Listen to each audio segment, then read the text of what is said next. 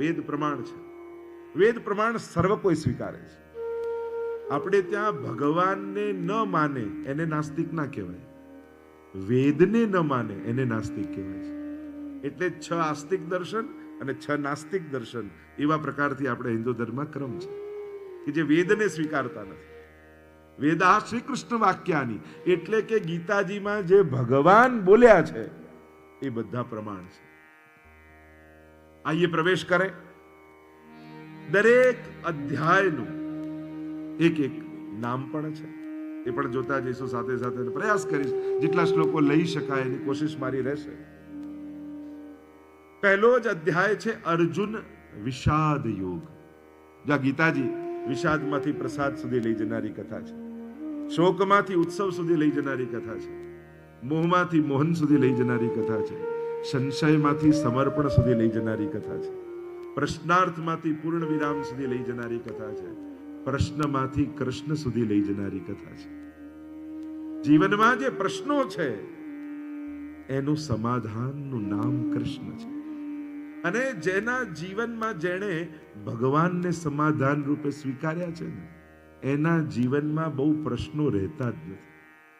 કારણ એનો તો એક જ વાક્યમાં સમાપ્ત થઈ જાય, હરી ઈચ્છા, પ્રભુની ઈચ્છા, પ્રભુ કરે સો ભલી કરે.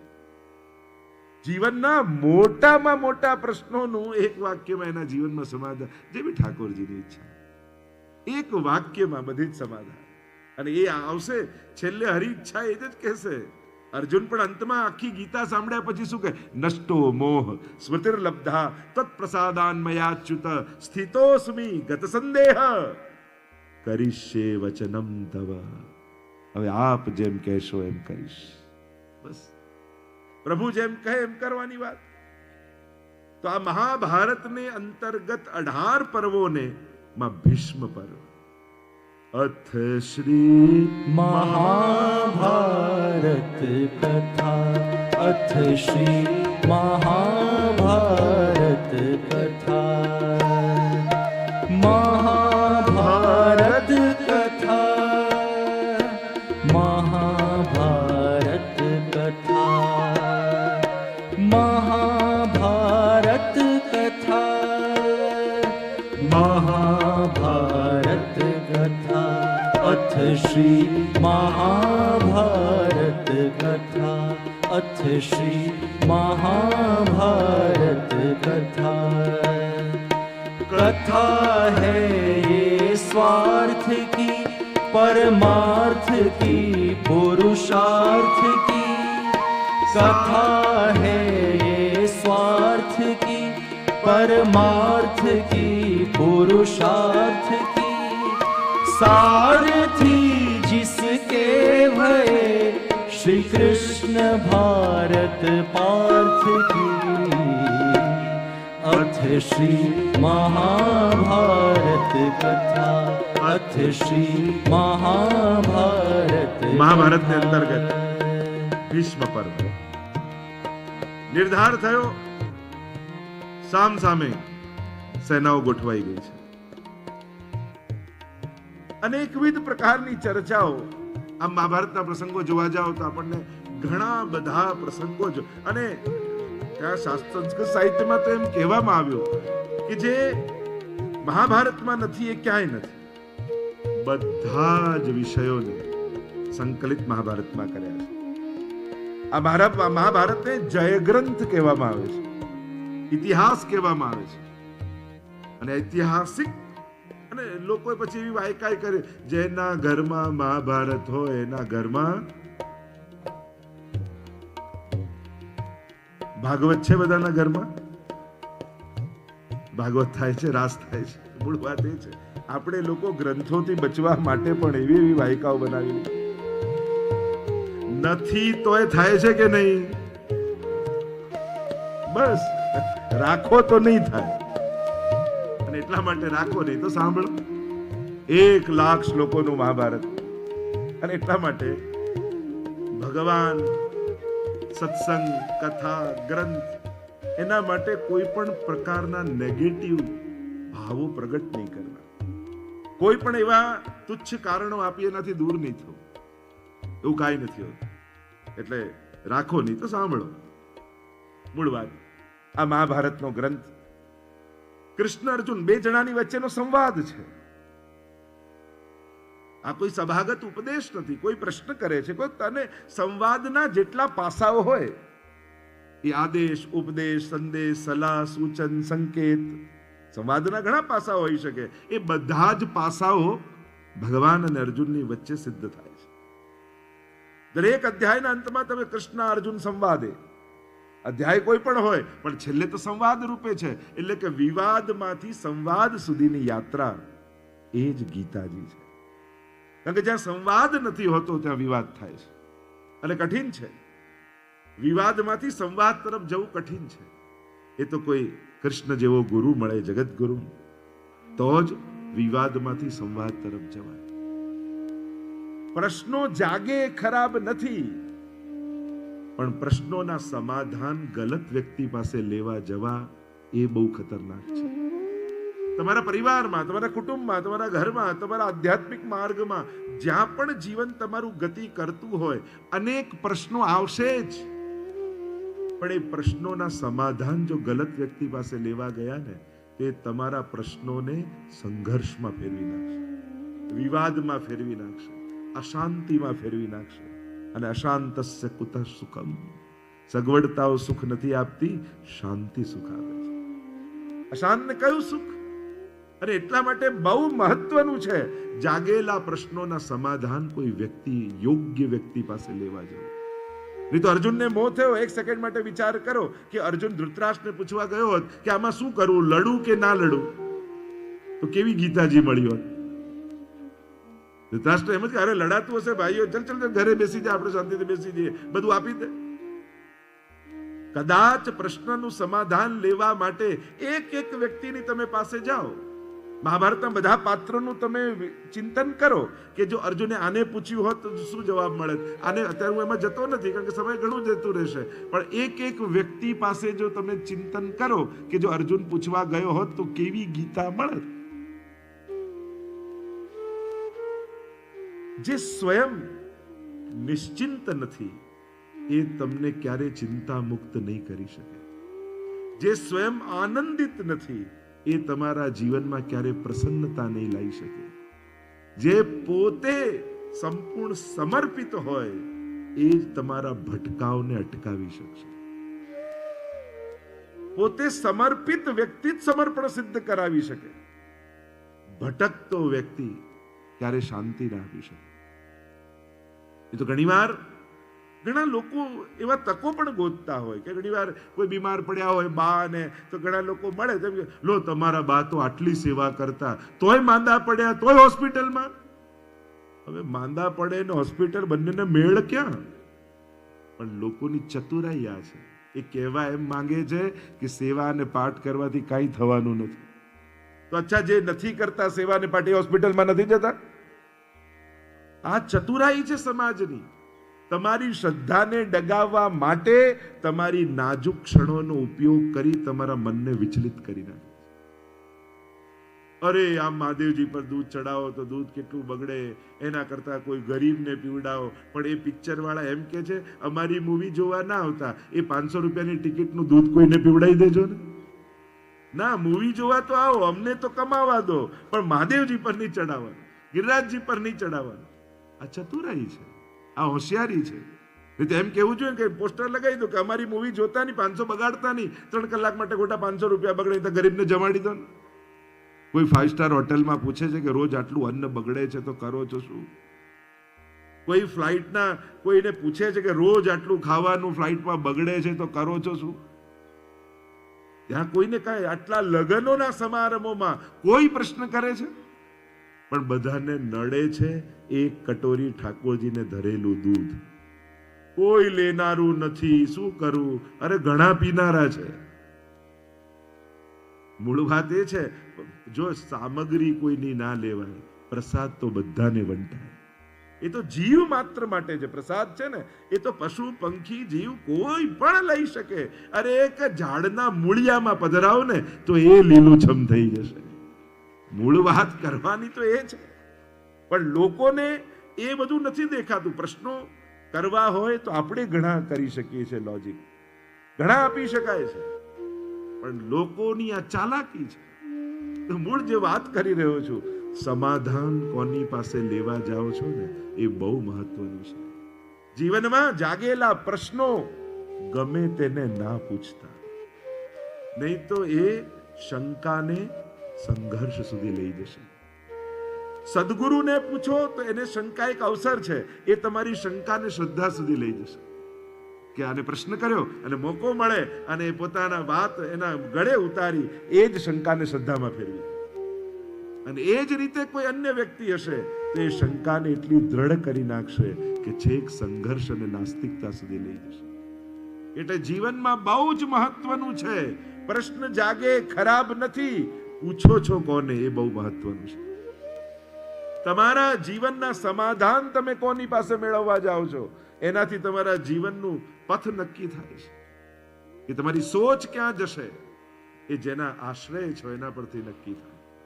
અને એટલા માટે જે ચર્ચા આપણે કરી રહ્યા છે, સંવાદ છે, બે જણાની વચ્ચેનો જ સંવાદ છે, કૃષ્ણ અર્જુનનો જ સંવાદ છે. પણ તમે સંબંધ જુઓ સંવાદના, તો આટલા લોકોની વચ્ચેનો સંવાદ, વ્યક્તિ બે જ, પણ 4 સંબંધે સંવાદ તમને જોવા મળે. સૌથી પહેલો સંવાદ રથી અને સારથી વચ્ચેનો. ગીતાજીમાં તમે જોવા જાઓ, કૃષ્ણાર્જુન સંવાદ, કૃષ્ણ અને અર્જુન વચ્ચેનો સંવાદ, વ્યક્તિ બે જ છે, પણ એ સંવાદ કરવાના પ્રકારો 4 સંબંધના તમને જોવા મળશે. સૌથી પહેલો રથી અને સારથી વચ્ચેનો.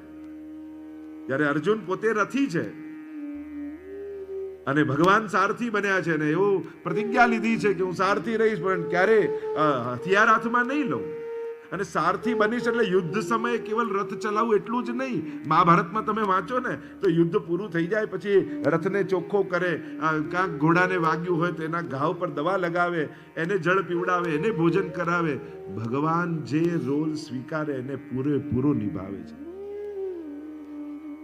અને જ્યારે સારથી જીવનનો કૃષ્ણ બની જાય ને, જહાં લે ચલો जहाँ ले चलोगे वहीं मैं चलूँगा, जहाँ ले चलोगे वहीं मैं चलूँगा, जहाँ नाथ रख लोगे वहीं मैं रहूँगा, जहाँ ले चलोगे वहीं मैं चलूँगा, जहाँ ले चलोगे वहीं मैं चलूँगा. હે કૃષ્ણ, તું મારા રથનો સારથી બન. અને રથ આત્માનમ નથીનમ વિદ્ધિ, આ દેહ જ તો રથ છે અને અંદર રહેલો આત્મા એ તો રથી છે. જ્યારે એ ભાર થઈ જાય, શરણાગતિ એટલે શું? અત્યારે આપણા શરીર રૂપી કારનો ડ્રાઈવર આપણું મન છે. મન જ્યાં કે અહીંયા જવું છે, મન કે અહીંયા નથી જવું તો ન જાય. જ્યાં મન લઈ જાય, શરણાગતિ એટલે ડ્રાઈવર સીટ પરથી મનને ઉતારી કૃષ્ણને બેસાડી દે. यह जीवन समर्पित चरण में तुम्हारे, तुम मेरे सर्वस्व, तुम प्राण प्यारे. यह जीवन समर्पित चरण में तुम्हारे, सर्वस्व, तुम्ही प्राण प्यारे. तुम्हें छोड़ कर नाथ, तुम्हें छोड़ कर नाथ किससे कहूँगा, जहाँ ले चलोगे वहीं मैं चलूँगा. રથી અને સારથી વચ્ચેનો સંવાદ. ભગવાન પૂરેપૂરો રોલ, અને અર્જુન ઓર્ડર કરે છે, આજ્ઞાર્થ પ્રયુક્ત કર્યો છે. રથમ સ્થાપય, ત્યાં ઉભો રાખો, આજ્ઞાર્થ છે. અને બંને સેનાઓની મધ્યમાં ભગવાન રથ ઉભો રાખે. તો રથી અને સારથી વચ્ચેનો સંવાદ છે. કૃષ્ણાર્જુન સંવાદ વ્યક્તિભેદ છે. બીજો સંવાદ છે ગુરુ અને શિષ્યની વચ્ચેનો. કેમ કર્તવ્ય વિમૂઢ બલેલો અર્જુન, શું કરવું શું ન કરવું, શું સારું શું ખરાબ. અને જ્યારે આપણી સમજ બંધ થઈ જાય ને ત્યારે કોઈ મહાપુરુષની બુદ્ધિનો ઉપયોગ કરી લેવો. બે વસ્તુ ધ્યાન રાખજો. જ્યારે તમારા જીવનમાં કોઈ દુર્ભાગ્ય આવે, એમ લાગે કે હવે મારું નસીબ કામ નથી કરતું, ચારે બાજુ દુર્ભાગ્ય છે, તે દુર્ભાગ્યથી બચવાનો એક ઉપાય વડીલો સાથે રહેવા જતા રહ્યો, મોટાઓ સાથે રહેવા. કોઈના આશ્રયમાં રહો ને પછી એનું ભાગ્ય કામ કરવાના. અને એ જ રીતે જ્યારે આપણી સમજ બંધ થઈ જાય કે આવા સંજોગોમાં કરવું શું, ત્યારે કોઈ મહાપુરુષના શરણમાં જતા રહે કે જે સાચા અર્થમાં જીવનમાં શાંતિને પ્રગટાવી શકે એવો સમજદાર મહાપુરુષ હોય. અને જ્યારે એના શરણમાં જાઓ છો ત્યારે યોગ્ય પથદર્શન થતું હોય છે અને પછીની આજ્ઞા પ્રમાણે. અને એટલા માટે જ આપણે ત્યાં ભાગ્ય પણ જેના આશ્રયમાં હોય એનું કામ. જેમ કોઈ પાયલટનો નસીબ ખરાબ ચાલતા હોય અને તમે પ્લેનમાં બેઠા હો ને એનું દુર્ભાગ્ય હોય અને એ પ્લેન પાડી દે તો બધા મરી જાય કે નહીં? કેમ મરી જાય? કારણ કે બધા પાયલટના આશ્રય પર હતા. તમે જે જાકુ જાકો આશ્રય તાકુ તાકી લાજ, જે જેના આશ્રયમાં હોય એના પ્રભાવમાં હોય. અને એટલા માટે જ્યારે આપણું ભાગ્ય સદભાગ્ય કામ ન કરતું હોય ત્યારે સૌભાગ્યશાળી એવા વડીલોના આશ્રયમાં જતા. અહીંયા ગુરુ અને શિષ્યની વચ્ચે જ્યારે કિમ કર્તવ્ય વિમૂઢ થયા, પ્રભુ શું કરવું આ સમયે? પૃચ્છામિ ત્વામ ધર્મ સમ્મૂઢ ચેતાહ. મૂઢ થઈ ગયો છું, શું કરવું એ શું કરવું સમજમાં નથી આવતું. અને ત્યારે શિષ્યસ્તેહમ સાધિમામ ત્વામ પ્રપન્નમ. બે હાથ જોડીને અર્જુન ભગવાન આગળ બેસી ગયો. હું આપનો શિષ્ય છું. કોઈને ગુરુ બનાવવા ન જવાય, આપણે શિષ્ય બનવા જવાય. કોઈ મહાપુરુષ પાસેથી નીકળ્યા તમે મળીને અને તમારામાં કોઈ ફેર ન પડ્યો તેવું ન માનતા કે ગુરુમાં કઈ ખામી હતી, એમ માનજો કે તમે સાચા શિષ્ય બનીને નહોતા ગયા. એ તો ઘણી વાર લોકો કે મેં પેલાને ગુરુ બનાયા, એ તો ગુરુ હતા, તું ચેલો થઈને આવ્યો છે. આપણે કોઈને ગુરુ નથી બનાવતા, એ તો ગુરુ હતા જ, આપણે શિષ્ય બનીને આવીએ છીએ. અને એટલા માટે શિષ્ય બનીને જજો અને યોગ્ય સમયે સહી સમયે શરણાગત થઈ જવું એ જ ભક્તની ચતુરાઈ છે. શિષ્યસ્તેહમ સાધિમામ ત્વામ પ્રપન્નમ. બે હાથ જોડી આપ મારા ગુરુ છો ને હું શિષ્ય. અને જ્યારે શિષ્યત્વ સ્વીકાર્યું, હવે ભગવાન ગુરુ બનીને જગત ગુરુ કૃષ્ણમ વંદે જગત ગુરુ, અને પછી ગુરુ બની અને ભગવાને જે વચન કહ્યા છે, અદ્ભુત કથાઓ છે. એક એક પ્રસંગો એક એક શ્લોકોને જ્યારે જોઈએ છે તો બીજો સંવાદ ગુરુ અને શિષ્યની વચ્ચે છે. ત્રીજો સંવાદ બે સખાઓની વચ્ચે છે. સખેતી મત્વા કરી ભગવાન અર્જુનને સખા કહી અને સંબોધે છે, તું મારો સખા છું. અને આમ બે સખાઓની વચ્ચે, કારણ કે શાસ્ત્રોમાં પણ 3 પ્રકારના ઉપદેશ કયા છે: રાજા જેવો, સખા જેવો અને ભાર્યા કાંતા જેવો. આ 3 પ્રકારના ઉપદેશની પ્રણાલિકાઓ છે. જેમ વેદ આદિ છે એની આજ્ઞાને રાજા જેવી માનવામાં આવે કે રાજા સલાહ ના આપે, રાજા લોજિક ના આપે, તો કે આમ કરો, ઓર્ડર આપે.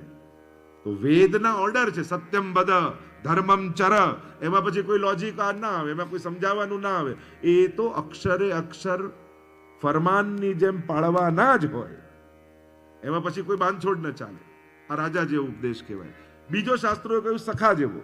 આપણા પુરાણો છે એ સખાની જેમ. જેમ કોઈ મિત્રને સલાહ આપવી હોય તો 2-4 એક્ઝામ્પલ આપે. પેલા ભાઈ જોડે પણ આમ જ થયું હતું, આને પણ આમ જ થયું હતું, જો તું ના કરે ને તો સારું. એટલે આમ 2-3 લોજિક આપી અને કન્વિન્સ કરવાની કોશિશ કરે કે આ ન કરાય ને આ કરાય.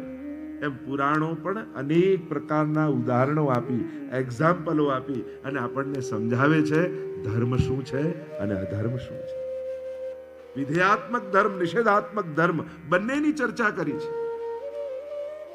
આને કહેવાય સખાની જેમ ઉપદેશ. ત્રીજો કયો કાંતાની જેમ. જેટલા કાવ્યો છે એ રસયુક્ત હોય, માધુર્યયુક્ત હોય, રસમય હોય, અને એ કવિતા વાંચતા વાંચતા જેમ અનેક પ્રકારના રસો પ્રગટ થાય અને રસની સાથે સમજ પણ પેદા થાય, એ કાંતાની જેમ ઉપદેશ કર્યો છે. આ ત્રણેય પ્રકારના ઉપદેશના વિધાન, અને એટલા માટે જ ઉપદેશ 3 સ્ટેપ છે. ઉપદેશ માટે આ 3 વસ્તુ જરૂરી છે. એક, ઉપદેશ સત્ય હોવો જોઈએ. સૌથી પહેલા એ સત્ય રૂપ હોવો જોઈએ. બીજું, ઉપદેશ સરળ હોવો જોઈએ, જે થઈ શકે એવું. એક ભાઈને બહુ મોટી બીમારી થઈ તો વેદ પાસે આવ્યા અને વૈદને બતાવે કે આ બીમારી છે, તો કે હમણાં ઠીક થઈ જાય, પડી કે આપી રોજ લેજો. તો કે શેની સાથે લેવાની? તો કે સિંહણના દૂધ સાથે. હવે આ સિંહણના દૂધ ગોતવા ક્યાં જવું? તો મોટા ભાગના ઉપાયો લોકો આ સિંહણના દૂધ જેવા જ આપતા હોય છે. બુધવારે કાળી ગાયને આવી રોટલી. હવે કાળી ગાય ગોતવી ક્યાં? લોકોના ઉપાય, બસ જો તમે બધું કર્યું પણ ભાવથી નહીં કર્યું એટલે કામ ના થયું. આ કામ બતાવું ક્યાંથી? લોકોના ઉપાયો એટલા ક્લિષ્ટ હોય છે કે માણસ એ સફળ નથી થતો. તો સરળ હોવું જોઈએ. ત્રીજું, સરસ હોવું જોઈએ. એ પાળવામાં એને આનંદ આવવો જોઈએ, એને પ્રસન્નતા આવવી જોઈએ, એને ખુશી થવી જોઈએ કરતા કરતા. અહીંયા 2 સખાઓની વચ્ચેનો સંવાદ. ચોથું કહ્યું, ભક્ત અને ભગવાનની વચ્ચેનો સંવાદ છે. કૃષ્ણ અર્જુન સંવાદ જ છે, પણ ચોથો સંબંધ જોવા જાવ તો ભક્ત અને ભગવાનની વચ્ચેનો છે. અને ભગવાન 2 હાથ ફેલાવીને ભક્તને બોલાવતા હોય એમ, સર્વધર્માન પરિત્યજ્ય મામ એકમ શરણમ વ્રજ અહમ ત્વા સર્વ પાપેભ્યો મોક્ષયિષ્યામિ મા શુચ. પાપમાંથી મુક્ત કરવાની ગેરંટી ભગવાન સિવાય બીજો કોણ આપી શકે? કોણ આ દુનિયામાં એ છે? લોકો પ્રાયશ્ચિત બતાવી શકે, પાપમાંથી મુક્ત કરીશ એવી ગેરંટી ભગવાન સિવાય કોઈ ના આપી શકે. ભગવાન 2 હાથ ફેલાવીને સ્વીકારે છે, હું તને મુક્ત કરીશ. નષ્ટો મોહ સ્મૃતિર્લબ્ધા તત્પ્રસાદાન મયા અચ્યુત. એ અચ્યુત જેનો ક્યારે ચ્યુત ન થાય, ક્યારે નાશ ન થાય, એવા પરમાત્માની શરણમાં છે. કરીશ્યે વચનમ તવ.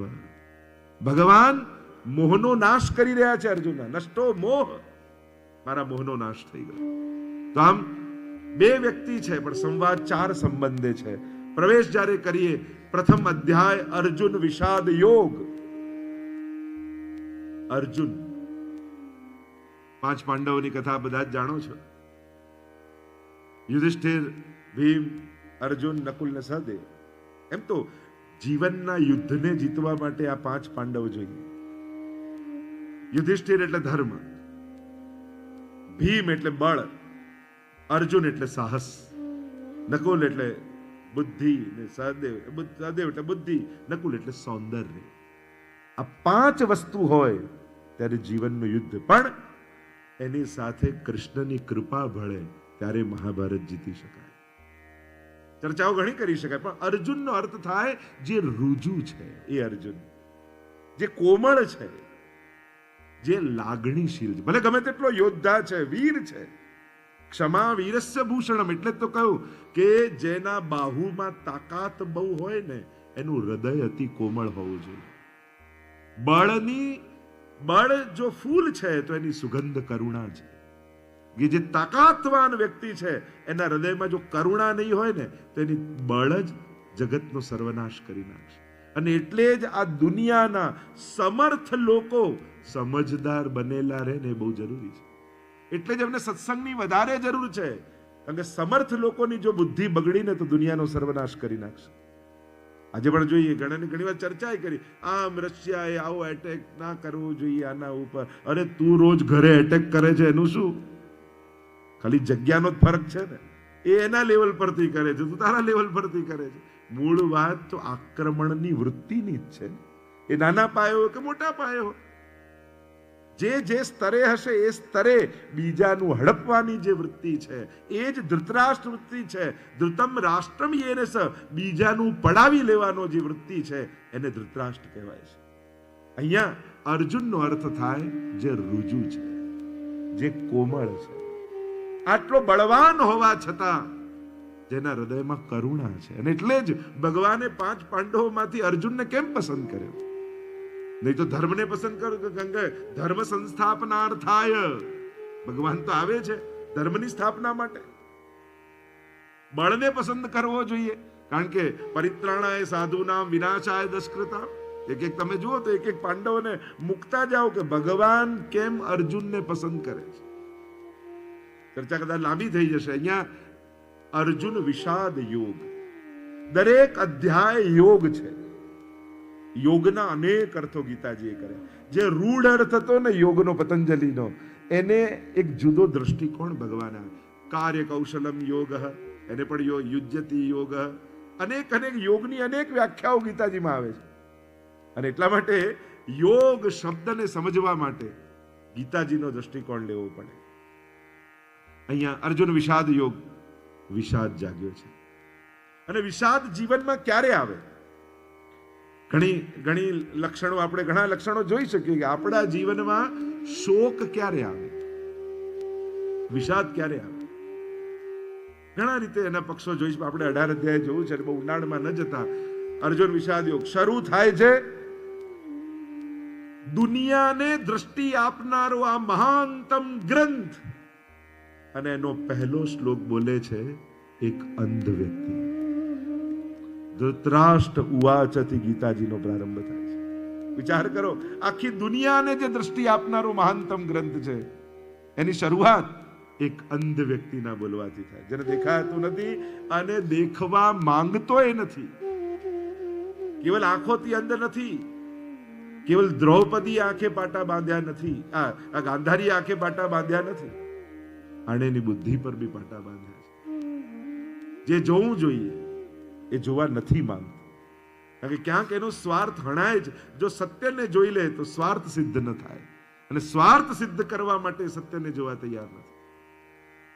ધૃતરાષ્ટ્ર ઉવાચતિ ધૃતમ રાષ્ટ્રમ યે, જે બીજાનું છલથી પડાવી લે એ જ ધૃતરાષ્ટ્ર વૃત્તિ છે. ધૃતરાષ્ટ્ર કોને કહેવાની ચર્ચા છે આખી. અને એ ધૃતરાષ્ટ્ર, એમ તો 5 દ્રષ્ટિ આપણે ગીતાજીમાં કહીએ ને, અનેક પ્રકારની દ્રષ્ટિ ગીતાજીમાં છે. પહેલી દ્રષ્ટિ છે દૂર દ્રષ્ટિ, બીજી છે દિવ્ય દ્રષ્ટિ, ત્રીજી છે સહસ્ત્ર દ્રષ્ટિ. એમ જોવા જઈએ તો અનેક પ્રકારની દ્રષ્ટિ છે. ચોથી છે અંધ દ્રષ્ટિ. અંધ દ્રષ્ટિ છે ધૃતરાષ્ટ્રની. દૂર દ્રષ્ટિ છે સંજયની, કે ભગવાન વ્યાસજીએ જે દ્રષ્ટિ આપી, 9 દિવસ પછી પણ જે પ્રારંભ કર્યો અને એને દેખાવા લાગ્યું જે થઈ ગયું હતું એ થઈ રહ્યું છે એ નહીં, જે ઓલરેડી થઈ ગયું છે એ ઘટનાઓ આંખની સામે પ્રગટ થવા લાગી. દિવ્ય દ્રષ્ટિ છે અર્જુનની. દિવ્યમ દદામિ તે ચક્ષુઃ, ભગવાને દિવ્ય દ્રષ્ટિ આપી.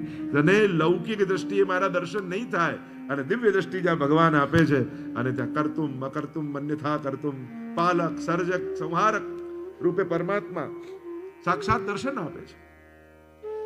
સહસ્ત્ર દ્રષ્ટિ છે ભગવાનની.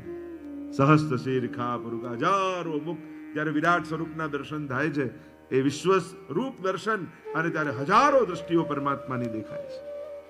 આવી અનેક દ્રષ્ટિઓની વાત. અને ગીતાજીનું અધ્યયન પણ અનેક દ્રષ્ટિ આપે. વિવેક દ્રષ્ટિ આપે, ભાવ દ્રષ્ટિ આપે, જ્ઞાન દ્રષ્ટિ આપે, અનેક પ્રકારની દ્રષ્ટિ આપે છે ગીતાજી પણ. એના જો એક એક શ્લોક જોવા જઈએ તો પછી ઘણી ચર્ચા થઈ જાય.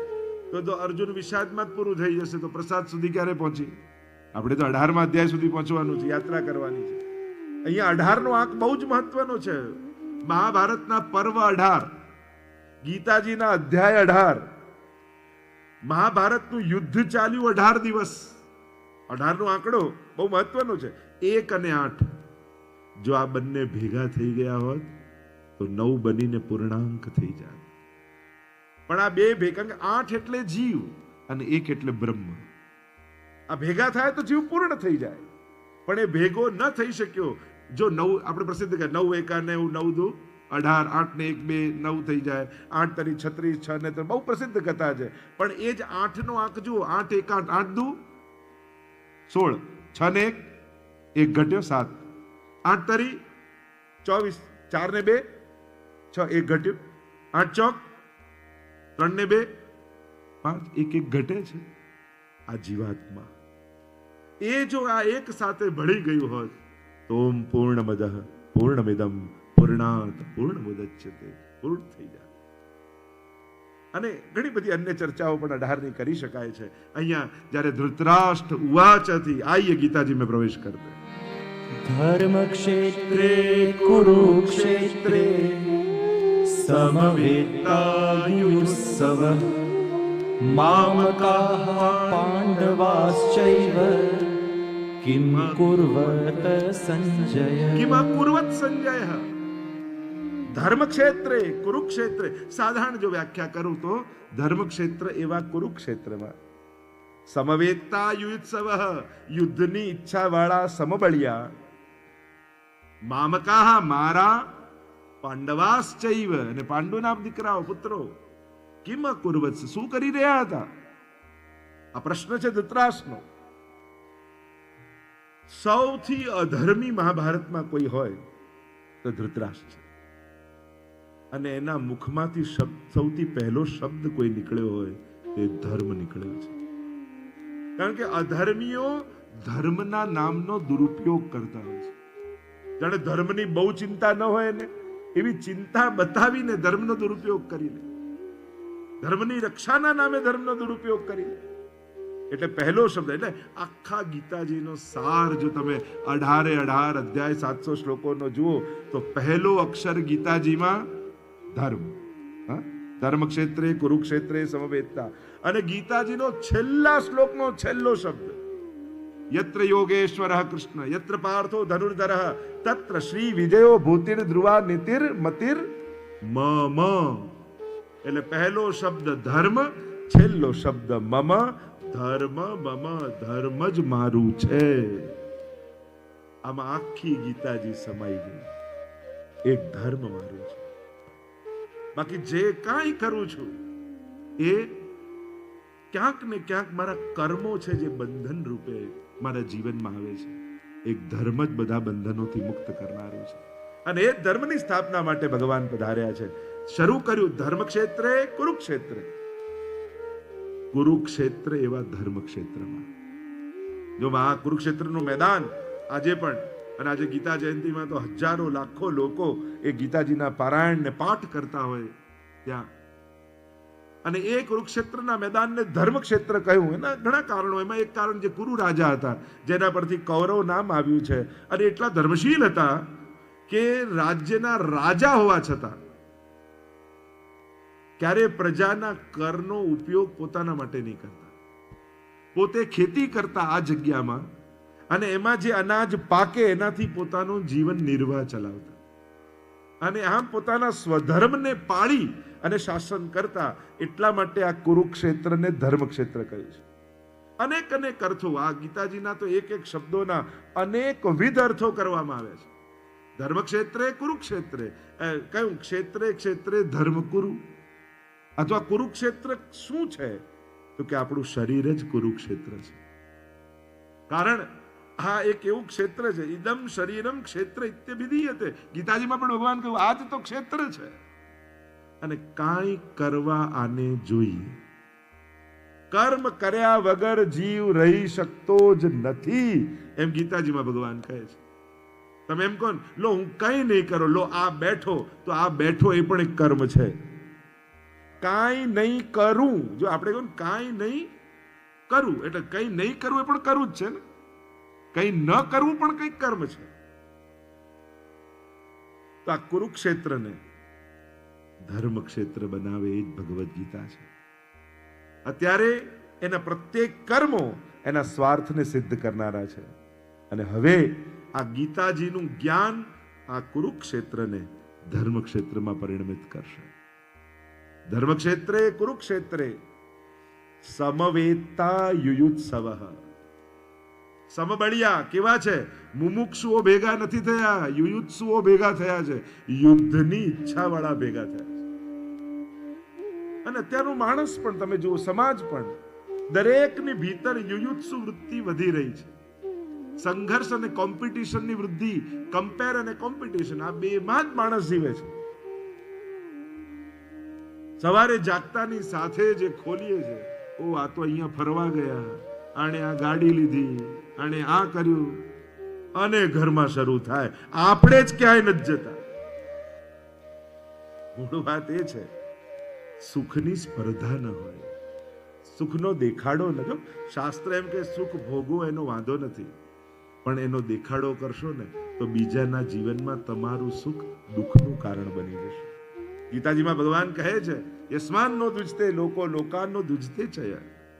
એ રીતે જીવો કે કોઈનાથી તમને ઉદ્વેગ ન થાય અને તમારે કારણે બીજાને ઉદ્વેગ ન થાય. એવી જગ્યાએ સુખ ન ભોગવો કે કોઈને એના દુઃખ યાદ આવે. એવી જગ્યાએ ઊભા રહીને ન ખાઓ કે કોઈને એની ભૂખ યાદ આવે. અરે એ રીતે જ ન જીવવું.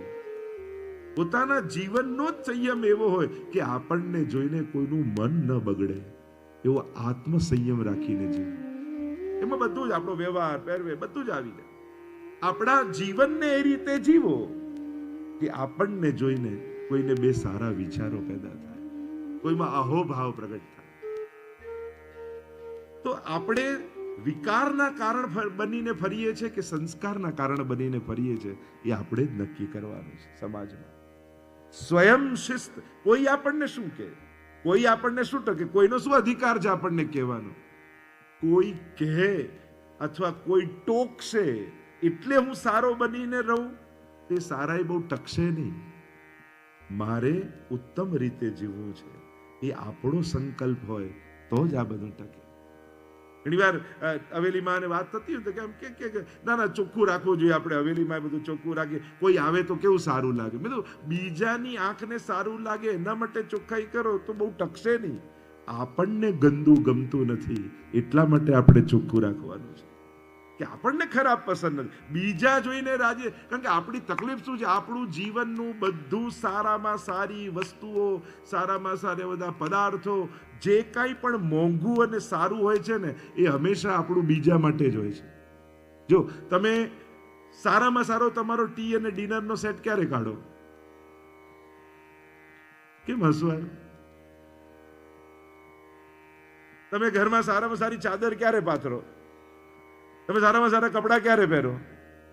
એટલે મહેનત કરીએ આપણે, કમાઈએ આપણે અને સારું બધું બીજા માટે. આનંદ કરી જાય. એટલે મૂળ વાત એ છે કે આપણા જીવનની સફળતા આપણે જ ન ભોગવી શકીએ. કેમ? કારણ કે બીજાના બતાવવા માટે જીવીએ છીએ. ખરેખર સારા દેખાવાની જેટલી મહેનત કરીએ છે ને એના કરતા 10% સારા થવાની મહેનત કરીએ ને તો ખરેખર સારા થઈ જઈએ. સારા દેખાવું તો બહુ અઘરું છે, સારા થવું સાવ સહેલું છે. સારું એટલે ઘણી વાર હું કહું, આપણે બધા છે ને ઊંચા દેખાવા માટે હિલ મોટી લાવીએ છીએ, હાઈટ વધારવાની મહેનત નથી કરતા. ઊંચા દેખાવા માટે હિલ મોટી લાવવાની જરૂર નથી, હાઈટ વધારો તમારા વિચારોની, વ્યવહારની, આચરણની. જ્યારે ઊંચાઈ વધશે ને તો આપમેળે લોકોના માથા ઝૂકી જશે. પણ ઊંચા દેખાવાની જે મહેનત કરીએ છે ને એમાં ક્યારેક હિલ તૂટીને તો પડશો ને ફ્રેક્ચર થઈ જશે.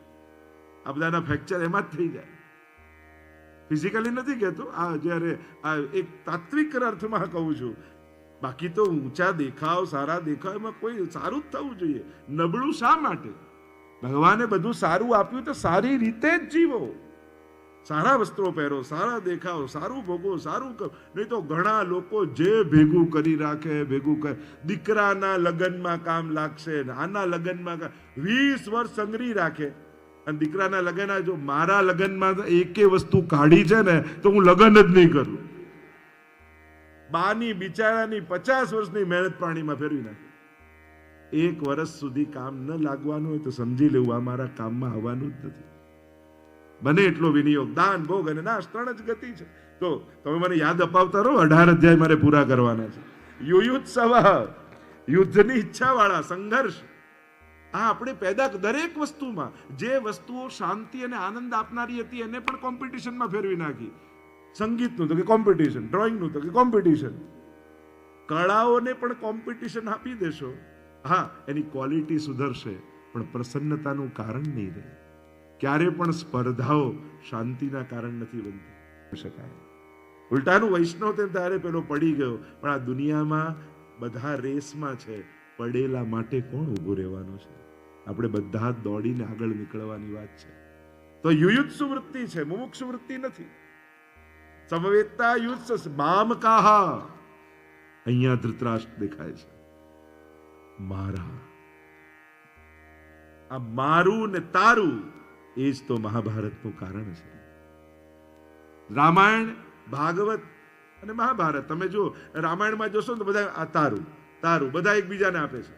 રામ ભરતજીને આપે છે, ભરત રામને આપે છે. તારું, તું લઈ જા, તું લઈ જા. તમે મહાભારતમાં જોશો કે ના મારું છે, મારું છે, મારું છે, મારું. અને ભાગવત સમજાવે ન મારું ન તારું, આ તો બધું ભગવાનનું છે, આ તો બધું ઠાકોરજીનું છે. જ્યારે ગોપીઓ દોડતી આવે છે, ગોપી ગીતના પહેલા શ્લોકમાં ગોપીજનો કહે છે ને, જયતિ તેદિકં જન્મના વ્રજ શ્રયત ઇન્દિરા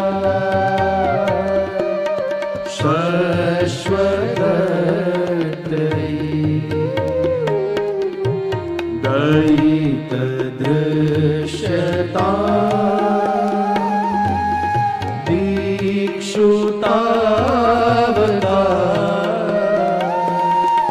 સ્વૈકૃતા સવ સ્વામ વિચિન્વતે. કાર્ય મેરે સાથ. ઓ શ્રીનાથજી આવજો તમે, વાટ જોઈ રહ્યા ક્યારના. ગીતાજીની શરૂઆત મામકાથી થઈ, ગોપી ગીતની શરૂઆત તાવકાથી થઈ. અને જ્યાં મારું મારું મારું હોય ત્યાં ગીતાજીના અંતમાં યુદ્ધ થયું. અને ગોપી ગીતમાં તારું તારું તારું છે એટલે રાસ થયો. આપણે નક્કી કરવાનું કયો રસ્તો પસંદ કરવો છે. મુમુક્ષુ બનવું છે કે યુયુત્સુ. તમારે આખું મહાભારત અને જો ભાગવતને તમે જુઓ તો ત્યાં ઘોડાઓની વચ્ચે ભગવાન છે મહાભારતના યુદ્ધમાં, અહીંયા ગાયોની વચ્ચે ભગવાન છે. ત્યાં પ્રભુ શંખનાદ પાંચજન્ય ઋષિકેશો શંખનાદ કરે છે, અહીંયા ભાગવતમાં વેણુનાથ ઠાકોરજી કરે છે. ત્યાં યોદ્ધાઓની વચ્ચે ભગવાન છે, અહીંયા સખાઓની વચ્ચે ભગવાન છે. ત્યાં રણભૂમિ છે, અહીંયા રાસભૂમિ છે. જ્યાં મારું છે ત્યાં યુદ્ધ છે, જ્યાં તારું છે ત્યાં રાસ છે. મામ કાહા પાંડવાશ્ચૈવ. મારા ને પાંડુના પુત્રો શું કરી રહ્યા? કિમ અકુર્વત સંજય. ગોપીઓ પણ દોડતી આવે છે રાસમાં. મૈવમ વિભોરતિ ભવાન ગદિતુમ સંસમ સંત્યજ્ય સર્વ વિષયાસ તવ પાદ મૂલમ. ગોપીઓ કહે કે બધું છોડીને આપના શરણમાં આવ્યા છે, તમારા છીએ પ્રભુ, તમારા અમે ને તમે છો અમારા, તમારા અમે ને તમે છો અમારા, તમારા સહારે અમે જીવનારા, તમારા સહારે અમે જીવનારા, તમારા में તમે છો અમારા. प्रभु सब छोड़कर आपकी शरण में आई है. મારું ને તારું અમારું છૂટશે નહીં. અને એટલા માટે મારું તમે મારા અને તારું હું તારો, બસ. અને ભગવાન પણ કહે છે મારું મારું મારું બહુ બોલે તો પ્રભુ કે તને મારું, અને આપણે કે તારું તારું તારું, પ્રભુ કે તને ભવસાગર તારું.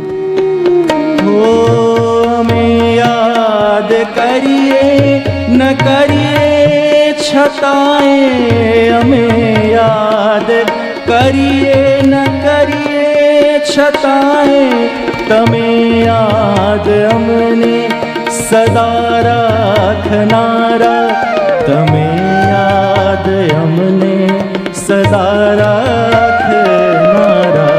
વિસામો તમે જિંદગીની સફરમાં, વિસામો તમે જિંદગીની સફરમાં, તમે ભોમિયા થઈ આગળ જનારા, તમારા મેને તમે છો પ્રભુ આપના સિવાય અમારું કોણ છે?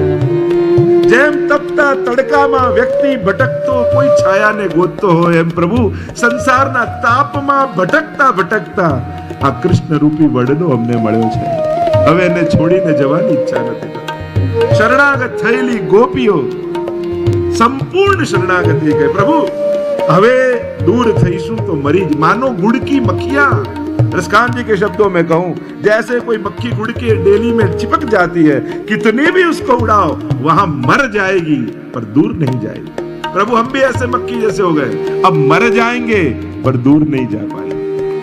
ओ सबंध नामे अमे मोर पीछू सबंध नामे अमे मोर पीछू पीछा रंगो तमे पूरनारा पीछा रंगो तमे पूरनारा भले माटी तोय अमे कोडियों ने भले माटी तोय अमे कोडियों ने तमे कोडियों अजवाड़नारा तमारा में तमे છો અમારા તમારા અમે. એક પ્રભુ તમારા સિવાય હું બીજા કોને કહું કે હું તારો છું? આ દુનિયામાં કોની આગળ કહી શકાય કે હું તારો? એક ઠાકોરજી તો છે, એક પ્રભુ ही तो है કે જેને આમ વિશ્વાસ પૂર્વક કહી શકાય કે હું તારો છું. કેટલો બધો વિશ્વાસ એક ભક્તને હોય છે. હે કૃષ્ણ હું તારો. જ્યારે પંચાક્ષર બોલતા હો ત્યારે હાથમાં તુલસી દળ લઈને ઠાકોરજી સામે જોઈ અને જ્યારે વૈષ્ણવ બોલે ને હે કૃષ્ણ તારો છું, પ્રભુ કે હજી વિચારી લે. ફરી બોલે હે કૃષ્ણ હું તારો છું, તને કહું છું હજી વિચારી લે. ફરી બોલે કૃષ્ણ હું તારો છું, પ્રભુ કે હવે બીજાનો નહીં થવા દઉં, હવે તું મારો થઈ. અમે સાત પગલા સામેથી ભરીએ અમે સાત પગલા સામેથી ભરીએ તમે જિંદગી ભર પછી દોડનારા તમે જિંદગી ભર પછી દોડનારા તમે આભ આખું કૃપાનું વરસતું તમે આભ આખું કૃપાનું વરસતું કહે શ્રાવણીએ અમે પી જનારા તમારા અમે ને તમે છો અમારા. 4 ડગલા ચાલીને મંદિરે પહોંચીએ છે પણ અમને ખબર નથી હોતી એ અમારા 4 કે 7 ડગલા ચાલેલા એની પાછળ જિંદગી ભર આપ અમારી પાછળ દોડતા હો. જીવન ભર અમને ખબર નથી પડતી ક્યારે આપ અમને આપણા ખભામાં લઈને કૂદકો મારીને વિપત્તિઓના ખાડામાંથી પાર ઉતારી દેતા હો છો. આપ કહેતાય નથી હોતા કે કરનારો હું હતો અને અમે સમજતાય નથી કે કરનારા આપ હતા. મામ કાહા પાંડવાશ્ચૈવ કિમ અકુર્વત સંજય. હે સંજય શું કરી રહ્યા હતા જ્યારે આ પ્રશ્ન કર્યો છે અને અહીંયા સુંદર ચર્ચાઓ આવી છે. યુદ્ધ માટે બધા તૈયાર થયા છે, સામ સામે ગોઠવાયા છે. બધા જ ગોઠવાયા બાદ શંખનાદના ધ્વનિઓ ગુંજવા લાગ્યા, યુદ્ધની તૈયારીઓ થવા લાગી. અને જ્યારે યુદ્ધની તૈયારીઓ જોઈ કોણ કોણ યુદ્ધમાં સામે લડવાનું છે મારે જોવું છે, અર્જુને જ્યારે કહ્યું અને ત્યારે સેનાઓની મધ્યમાં રથ લઈ જાઓ. જુએ છે બધા જ સ્વજનો ઊભા છે અને સ્વજનોને ઊભા જોઈ અર્જુનના મનમાં મોહ જાગવા લાગ્યો. જ્યારે મોહ જાગ્યો, અરે નકાંક્ષે વિજયમ કૃષ્ણ નચરાજ્યમ સુખાની ચ. યુદ્ધના શંખનાદો થઈ ગયા છે અને હવે આના મનમાં મોહ જાગે છે. અર્જુનને એમ તમે જો અર્જુનના બધા લોજિકો સાંભળો તો થોડી વાર તો તમે અર્જુનના પક્ષે જતા રહો. બુદ્ધિમાન છે ને અર્જુન, કોઈ સાધારણ નથી, શાસ્ત્રનો વેદતા છે. અને એના લોજિક, અરે બધા મરી જશે, વર્ણશંકર પ્રજા થશે, આ ચારે તરફ અધર્મ વ્યાપી જશે. થોડી વાર તો તમને એવું લાગે છે અને ધૃતરાષ્ટ્ર આની ભીતર પ્રવેશી ગયો, મામકાન તાવકા કરવા લાગ્યો. અરે મારા સ્વજનો, એમને કેમ મારું? જેના ખોળામાં રમીને અને સ્વજનોને મારીને રાજ્ય ભોગવીને કરવાનું શું? સ્વજનોને દુખી કરી સુખ ભોગવીને કરવાનું શું? અને એક તરફ તમે જોવા જાઓ તો એના લોજિકો તમને ગમવા લાગે, પણ અર્જુનની ભીતર અહિંસા નથી જાગી, કરુણા નથી જાગી, મોહ જાગ્યો છે. બે પ્રકારનો અહંકાર અર્જુનની ભીતર છે કે હું મારીશ તો બધા મરી જશે અને હું નહીં મારું તો બધા બચી જશે. નથી અર્જુન કોઈને જીવાડનારો, નથી અર્જુન કોઈને મારનારો.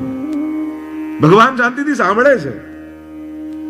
અર્જુન બોલે જાય છે અને અનેક પ્રકારના જોવા જાઓ તો સંવાદ રૂપે ઘણી બધી ચર્ચાઓ પ્રથમ અધ્યાયમાં કરવામાં આવી.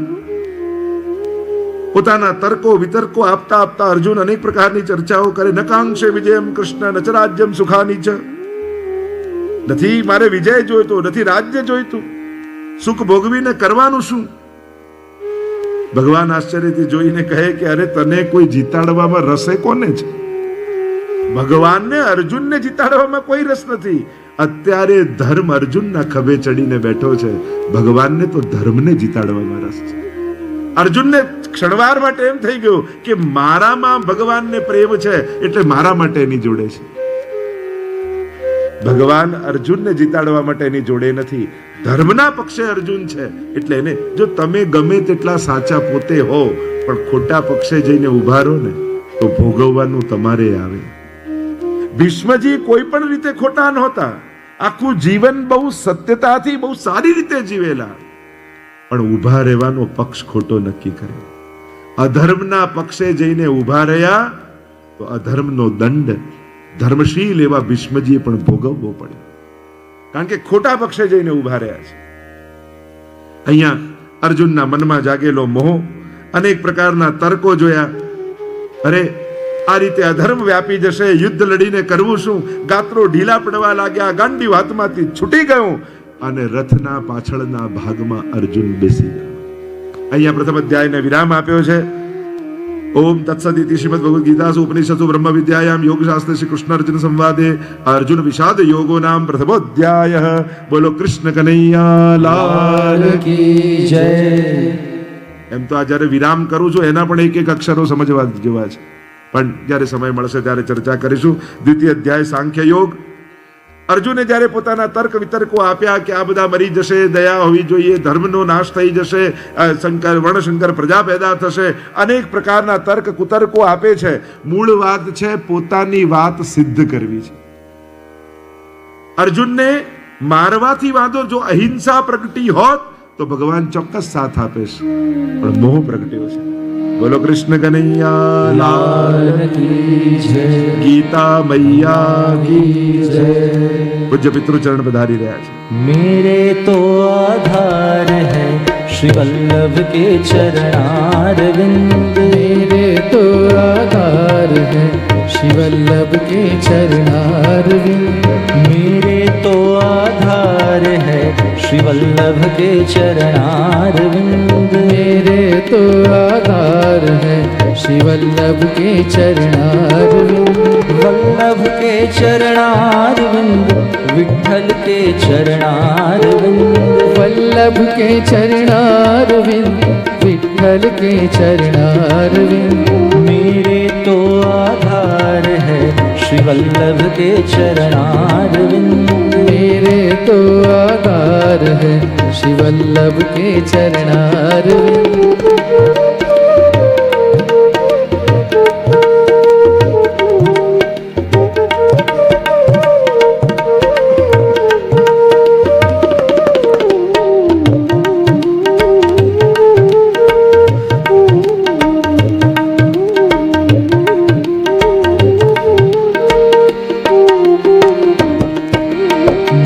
गले को हार है श्री वल्लभ के चरणारविंद मेरे गले को हार है श्री वल्लभ के चरणारविंद श्री वल्लभ के चरणारविंद विठ्ठल के चरणारविंद श्री वल्लभ के चरणारविंद श्री विठ्ठल के चरणारविंद मेरे तो आधार है श्री वल्लभ के चरणारविंद मेरे तो आधार है श्री वल्लभ के चरणारविंद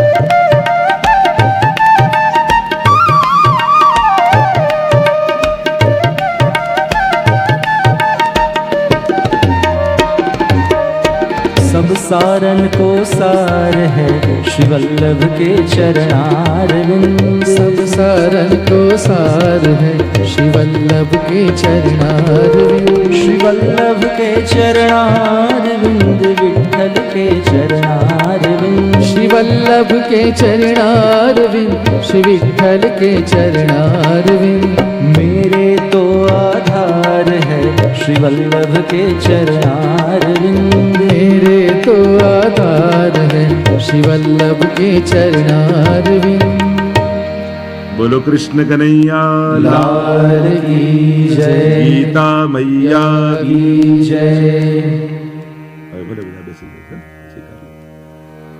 कृष्ण कन्हैया लाल लाल की जय गोवर्धन नाथ की जय गोपाल लाल प्यारे प्यारे की થોડી શીઘ્રતાથી આપણી યાત્રાને આગળ લઈ જઈએ.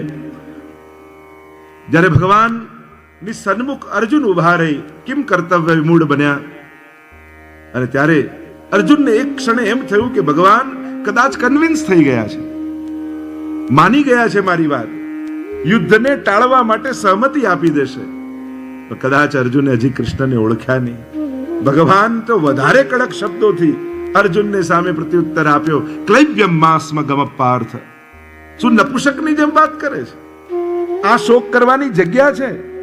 તને ખબર નહોતી કે કોની જોડે લડવાનું છે? અને તને જીતાડવા માટે નથી ઉભો, ધર્મને જીતાડવા માટે ઉભો છું. ત્યાં અનેક પ્રકારની ચર્ચાઓ દ્વિતીય અધ્યાયમાં આવી. કાર્પણ્ય દોષોપહત સ્વભાવ, આ કાર્પણ્ય દોષથી ગ્રસિત થયો છું. શિષ્યસ્તેહમ સાધિમામ ત્વામ પ્રપન્નમ, પણ આપના શરણમાં આવ્યો છું. આપણી બુદ્ધિ જ્યારે બંધ થઈ જાય ત્યારે કોઈ મહાપુરુષના શરણે જતા રહેવું. કારણ જાકો પ્રભુ દારૂણ દુઃખ દેઈ તાકી મતી પહેલે હર લઈ. જેને પ્રભુ દુઃખ આપવાના હોય ને એની બુદ્ધિ પહેલા હરી લે. ખોટા ખોટા વખાણ કરનારા લોકો ગંબા લાગે ને સાચી વાત કરનારા બધા દુશ્મન લાગવા માંડે. માણસની તકલીફ એ છે, એ બધું જ ભણી લે છે, વાંચી લે છે, પણ સત્યને સ્વીકારવાનું સાહસ એની અંદર આવતું નથી હોતું. ગમે તેટલો ભણેલો ગાણો માણસ હોય, પણ કેટલી ભાષાઓ જાણતો હોય, પણ સત્યને સ્વીકારવાનું સાહસ જલ્દી આવતું નથી હોતું. અહીંયા જ્યારે સમજ બંધ થઈ, ભગવાનના શરણે ગયા અર્જુન, અને હવે શ્રી ભગવાન વાચ 11મો શ્લોક. અશોચ્યાનન્વ શોચસ્ત્વમ પ્રજ્ઞાવાદાંશ્ચ ભાસસે ગતાસુ ન ગતાસુશ્ચ નાનુ શોચંતિ પંડિતા. હે અર્જુન, તું ન શોક કરવાની વસ્તુનો શોક કરી રહ્યો છે. તું એમ વિચારે છે કે તું આમને મારીશ તો મરી જશે ને નહીં મારે તો બચી જશે. અર્જુન, આ દેહ જન્મની તાની સાથે જ મૃત્યુને નક્કી કરીને લાવે છે. માણસ જન્મ લે ને ત્યારે 3 વસ્તુ નક્કી થઈ જાય: જન્મ, મૃત્યુનું કારણ, મૃત્યુનો સમય ને મૃત્યુનું સ્થળ. તું નહીં મારે તો આ મરવાના છે. ન શોક કરો છો એ ભેગું આવે છે, મેળવો છો એ મૂકી જાવ છો. આજ ભગવાનની સંરચના છે. ન શોક કરવાની વસ્તુનો શોક ન કર. ઘણીવાર આપણને એવું લાગે કે જાણે બધી વસ્તુમાં આપણે બંધાયેલા છે. ખરેખર વસ્તુઓ આપણને નથી પકડ્યા, આપણે વસ્તુઓને પકડી. ઘણીવાર નહીં લોકો મારી આ બહુ લકી કાર 25 વસ્તુ સંગ્રહી રાખે, ભલે વાપરે નહીં તો ભેગી કરી. અરે તું આના માટે લકી છું, કાર તારા માટે લકી નથી. આ વસ્તુ મારા માટે બહુ, અરે તું એના માટે લકી છું. સૌભાગ્ય માણસોનું હોય છે, વસ્તુઓનું નથી હોતું. અને એટલા માટે તમે ભાગ્યશાળી છો, એના માટે કે તમે એને આટલું સાચવો છો, એને આવો સારો માલિક મળ્યો, એ એનું સૌભાગ્ય હતું. અને હંમેશા આપણે કારને ક્યારે એવું થાય કે ના, આને હમણાં લગ્નમાં જવાનું મોડું થાય છે, હમણાં બગડવું નથી, પછી ઘરે જઈને બગડીશ. ઘરને ક્યારે એવું થાય, હમણાં આના ઘરમાં લગ્ન છે, હમણાં તૂટવું ફૂટવું નથી, બધું પતી જાય ને પ્રસંગ પછી તૂટીશ. આપણે એને સાચવવાનું છે, એ આપણને સાચવે. ઘણી વાર આપણને એવું લાગે કે આ બધાએ આપણને સાચવી રાખ્યા છે. ના, આપણે આ બધું સાચવીએ છીએ. કારણ કે આ વસ્તુઓને ક્યારે તમારી ચિંતા થાય? આપણને ચિંતા હોય, ઘર ખુલ્લું તો નથી રહી ગયું, લોક બરાબર કર્યું કે 2 વાર ચેક કરીએ. ઘરને ચિંતા થાય આપણી કે ના, નાની વસ્તુ આમાં છે, ખુલવું નથી. આપણે સાચવીને બેઠા છે. એટલે જ કહ્યું, ગતાસુ ન ગતાસુ નાનું સોચંદી પંડિતા. જતી વસ્તુના પંડિત લોકો ક્યારે શોક કરતા નથી. અને એમ કહી અનેક પ્રકારની સુંદર ચર્ચાઓ કરતા ભગવાન કહે, ના સતો વિદ્યતે ભાવો ન ભાવો વિદ્યતે સત. એમ કહી અને ભગવાન સુંદર રીતે સમજાવવા લાગ્યા કે આ દેહ એવો છે જે જવાનું જ છે, નિશ્ચિત છે. તમે કાંઈ નહીં કરો તો બાળકમાંથી યુવાન થશો, યુવાનમાંથી વૃદ્ધ થશો, વૃદ્ધમાંથી આ દેહ છોડવાનો એક દિવસ આવવાનો. એટલે જ્યાં મહાભારતના પ્રસંગોમાં યક્ષ પ્રશ્નમાં આવે છે ને, કે જ્યારે યક્ષ પ્રશ્ન કરે છે અને પાંડવોને પૂછ્યું, બધા તો કોઈ ઉત્તર ના આપે તો મરી ગયા, અને છેલ્લે યુધિષ્ઠિર ગયા. કિમ આશ્ચર્યમ, આ જગતમાં સૌથી મોટું આશ્ચર્ય કયું છે? અને ત્યારે યુધિષ્ઠિરે જવાબ આપતા કહ્યું, બધાને ખબર છે કે એક દિવસ જવાનું છે, છતાંય જાણે અમર પટ્ટો લખાઈને આવ્યા હોય એ રીતે આપણે જીવીએ છીએ. મર્યા પછી ક્યાં જઈશ એની કોઈને ચિંતા નથી. મારી શું ગતિ થશે એની કોઈ ચિંતા નથી કરતી. નિશ્ચિંત થઈને પાપ કરીએ છીએ. કરેલું તો ફરી ફરીને પાછું આવવાનું છે. કર્મથી કોઈ ભાગી શકતો નથી. કર્મ ભાગ્ય બનીને એક દિવસ સામે આવીને ઊભું જ રહેવાનું છે. અને એટલા માટે વ્યક્તિએ સાવધાન રહેવું. દરેક કર્મ કરતા પહેલા મનમાં ચિંતન થવું જોઈએ કે આ શું થઈ રહ્યું છે, આનું બંધન શું છે. અને મૃત્યુને એટલી સરળતાથી ભગવાન સમજાવે છે. વાસાંસ જીર્ણાની યથા વિહાય નવાની ગૃણાતિ નરો પરાણી. આ મૃત્યુ છે શું અર્જુન? તું એને અંત ન માનજો. શરીરનો અંત હોય છે, જીવનનો અંત નથી હોતો. જીવન પૂર્તિ નથી હોતી. મુકદ્દરની સમસ્યાઓ મૃત્યુને બાદ પણ રહી ગઈ છે હસ્તરેખાઓ. શરીર પૂરું થઈ જાય એનો અર્થ જીવન પૂરું થઈ ગયું એવું ન માનતા. જીવનની યાત્રા તો અનંત છે. ભલે એમ કહીએ ખાલી હાથે આવ્યા ને ખાલી હાથે, કોઈ ખાલી હાથે આવતું નથી. કેટલું લખાઈને લાવીએ છે અને કેટલું લખીને જઈએ છે. કેટલું માણ. આજે તો આપણે જેવા છીએ એવા સ્વભાવ, પ્રકૃતિ, આપણે આ બધાની પાછળ પણ ગત જન્મોના કેટલા કર્મો કામ કરે છે. આપણી પ્રકૃતિ જેવી છે એની પાછળ કેટલા કર્મો છે. એટલા માટે આ દેહ તો જવાનો જ છે, પણ શરીરનો અંત જીવનનો અંત નથી. જીવનની અનંત યાત્રા છે.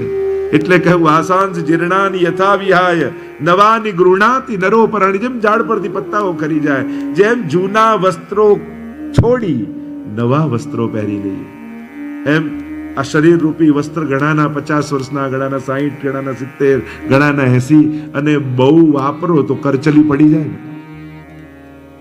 કરચલી વાળા થઈ જાય. એટલે આપણે શું કરીએ? તમે જોબ પર ગયા હો, દુકાન પર ગયા હો, કામ કરીને બધા મલિન બધા વસ્ત્રો થયા હો, એટલે તમે લોકો એમ કરો, ઘરે આવી સ્નાન કરીને નવા વસ્ત્રો પહેરો, પછી શું ફ્રેશ થઈ ગયા હો. એમ જ્યારે અનેક વર્ષોનું આ પહેરેલું કપડું શરીર રૂપી ઘણું કાર્ય કર્યું, કેટલું ઘસાયા, કેટલા લોકો માટે દોડ્યા, અને પછી એમ થાય કે મૃત્યુ પણ પરિવર્તનની શરૂઆત છે. પ્રત્યેક લય એ સર્જનનું પહેલું ડગલું છે. પ્રત્યેક વિસર્જન એ સર્જનની નવી શરૂઆત છે. એમ પ્રભુ અનેક પ્રકારથી સમજાવતા. અને નૈનમ છંદંતી શસ્ત્રાણી નૈનમ દહતી પાવક, અનેક પ્રકારથી જે આપણે ત્યાં આત્માની ચર્ચા કરવામાં આવી છે. ને ભગવાન કહેવા લાગ્યા, જાતસ્ય હિ ધ્રુવો મૃત્યુ. જે જન્મ્યો છે એનું મૃત્યુ નિશ્ચિત છે. લોકો કારણો જુદા જુદા આપે કે આને હાર્ટ એટેક, આને એક્સિડન્ટ થયું, આને આ થયું, આને આ થયું. મૃત્યુનું એક જ કારણ દુનિયામાં છે, એ છે જન્મ. જે જન્મ્યો છે એનું મૃત્યુ નિશ્ચિત છે. માણસ એટલો અસમર્થ છે કે આપણું તો બર્થ સર્ટિફિકેટ બીજા લેવા જાય ને ડેથ સર્ટિફિકેટ બીજા લેવા જાય. ભલે આધાર કાર્ડ રાખ્યો હોય પણ હોય તો નિરાધાર જ હંમેશા માટે. ભગવાન ના શરણે ન જાય ત્યાં સુધી નિરાધાર જ છે. આમ કરીને સુંદર ચર્ચાઓ અહીંયા પ્રભુ કરે છે. અનેક પ્રકારની ચર્ચાઓ કરતા કઈ રીતે જીવાત્માએ તટસ્થ ભાવે જીવવું ને પ્રસિદ્ધ વાત જે ગીતાજીનો એક પરિચય, અમુક શ્લોકો ગીતાજીના પરિચય બન્યા છે. કર્મણ્યેવાધિકારસ્તે મહાફલેષુ કદાચન. કર્મણ્યેવાદ, કર્મમાં તારો અધિકાર. આ ઘણી વાર લોકો અર્થ એમ કહે ફળની આશા રાખ્યા વગર કર્મ કર, એવું નથી કહેતા ભગવાન. ભગવાન એમ કહે છે કર્મમાં જ તારો અધિકાર છે, ફળમાં નહીં. આપણે બધા ફળમાં અધિકાર કરવા, હું નક્કી કરું એ જ મળવું જોઈએ. ફળમાં તારો અધિકાર નથી, કર્મમાં છે. એટલે આપણે જયારે કહીએ ને કે બધું જ ભગવાન કરાવે છે એવું જયારે બોલતા હોઈએ ત્યારે ઘણાને પ્રશ્ન થાય, જો બધું ભગવાન કરાવે તો અમે પાપ કરીએ, ભગવાનને કરાયા ના કહેવાય? સારું સારું બધું ભગવાન લઈ જાય, ખરાબ ખરાબ બધું અમારું. ઘણી વાર એમ થાય સારું તો ઠાકોરજી કરાવ્યું, ખરાબ તો આ તે જ પાપ કર્યા છે. તો કરાવે છે કોણ? તો કહું કર્મણ્યેવાદ, કર્મમાં તું સ્વતંત્ર છે પણ ફળમાં તું પરાધીન છે. અને કર્મ સ્વતંત્ર એટલે ભગવાન કરાવે એટલે ભગવાન કારમાં એન્જિનની જેમ છે. એન્જિનને કારણે કાર ચાલે પણ સ્ટેરિંગ તો આપણા જ હાથમાં ભગવાન આપે છે કે કાર લઈને ક્યાં ચાલવાની શક્તિ ભગવાન છે, બોલવાની શક્તિ ભગવાન છે. પણ શું જોવું એમાં તું સ્વતંત્ર છું. અને જે જોઈશ એવું ફળ. શું બોલવું એ તારે નક્કી કરવાનું છે. કર્મમાં તું સ્વતંત્ર છું પણ ફળમાં નથી. તેમ જોવાની, ચાલવાની, બોલવાની શક્તિ ભગવાન, પણ એનો ઉપયોગ ક્યાં કરવો એના માટે સ્વતંત્રતા જીવને આપી છે. મહાફલેષુ કદાચન એમ કહેતા અનેક પ્રકારની ચર્ચાઓ આગળ કરી. આગળ અર્જુન પૂછે છે સ્થિત પ્રજ્ઞના શું લક્ષણો હોય, એના લક્ષણો બતાવ્યા. સ્થિત પ્રજ્ઞની શું ભાષા, શું કરે, અને ભગવાને આખું એક ચાર્ટ આપ્યું. ધ્યાયતો વિષયાન પુંસ સંગસ્તેષુ ઉપજાયતે, સંગાત સંજાયતે કામઃ, કામાત ક્રોધો વિજાયતે, ક્રોધાત ભવતિ सम्मोह, सम्मोहात् स्मृति विभ्रम, स्मृति भ्रंशात् बुद्धिनाशो, बुद्धिनाशात् प्रणश्यति. ભગવાન આખો એક ચાર્ટ આપે છે જીવનો નાશ ક્યાં સુધી થાય છે, કઈ રીતે થાય, શરૂઆત ક્યાંથી થાય છે. ધ્યાયતો વિષયાન પુંસ, વિષયનું ચિંતન. સંગસ્તેષુ ઉપજાયતે, અને વિષયને પામવાની ઈચ્છા જાગે. સંગાત સંજાયતે કામઃ, પછી કામના કેમે કરીને મેળવીશ. કામાત ક્રોધો વિજાયતે, એ કાર જોઈ જતા અને એમ થયું કે હવે આ મારી પાસે હોય તો કેટલું સારું. પછી એમ થયું હવે તો કેમે કરીને લેવી જ છે, કામના બની ગઈ અને ન મળી તો કામાત ક્રોધો વિજાયતે, પછી ગુસ્સો આવવા લાગ્યો કેમ ના મળે. ક્રોધાત ભવતિ सम्मोह, હવે તો જેની જોડે ઝઘડવું પડે ઝઘડીશ પણ મેળવીને જ રહીશ. सम्मोहात् स्मृति विभ्रम, અને सम्मोह એવો થયો કે બુદ્ધિ ભ્રષ્ટ થવા લાગી. અને બુદ્ધિનાશાत् પ્रणश्यति, અને બુદ્ધિનો નાશ થાય એટલે સર્વનાશ થઈ જાય માણસ.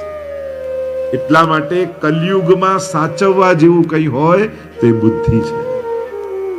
કોઈ ધન બગાડી જાય તો એ નુકસાન નથી, કોઈ ઘર બગાડી જાય એ નુકસાન નથી, કોઈ કપડા બગાડી જાય એ નુકસાન નથી, પણ કોઈ મન બગાડી જાય ને એ બહુ મોટું નુકસાન છે.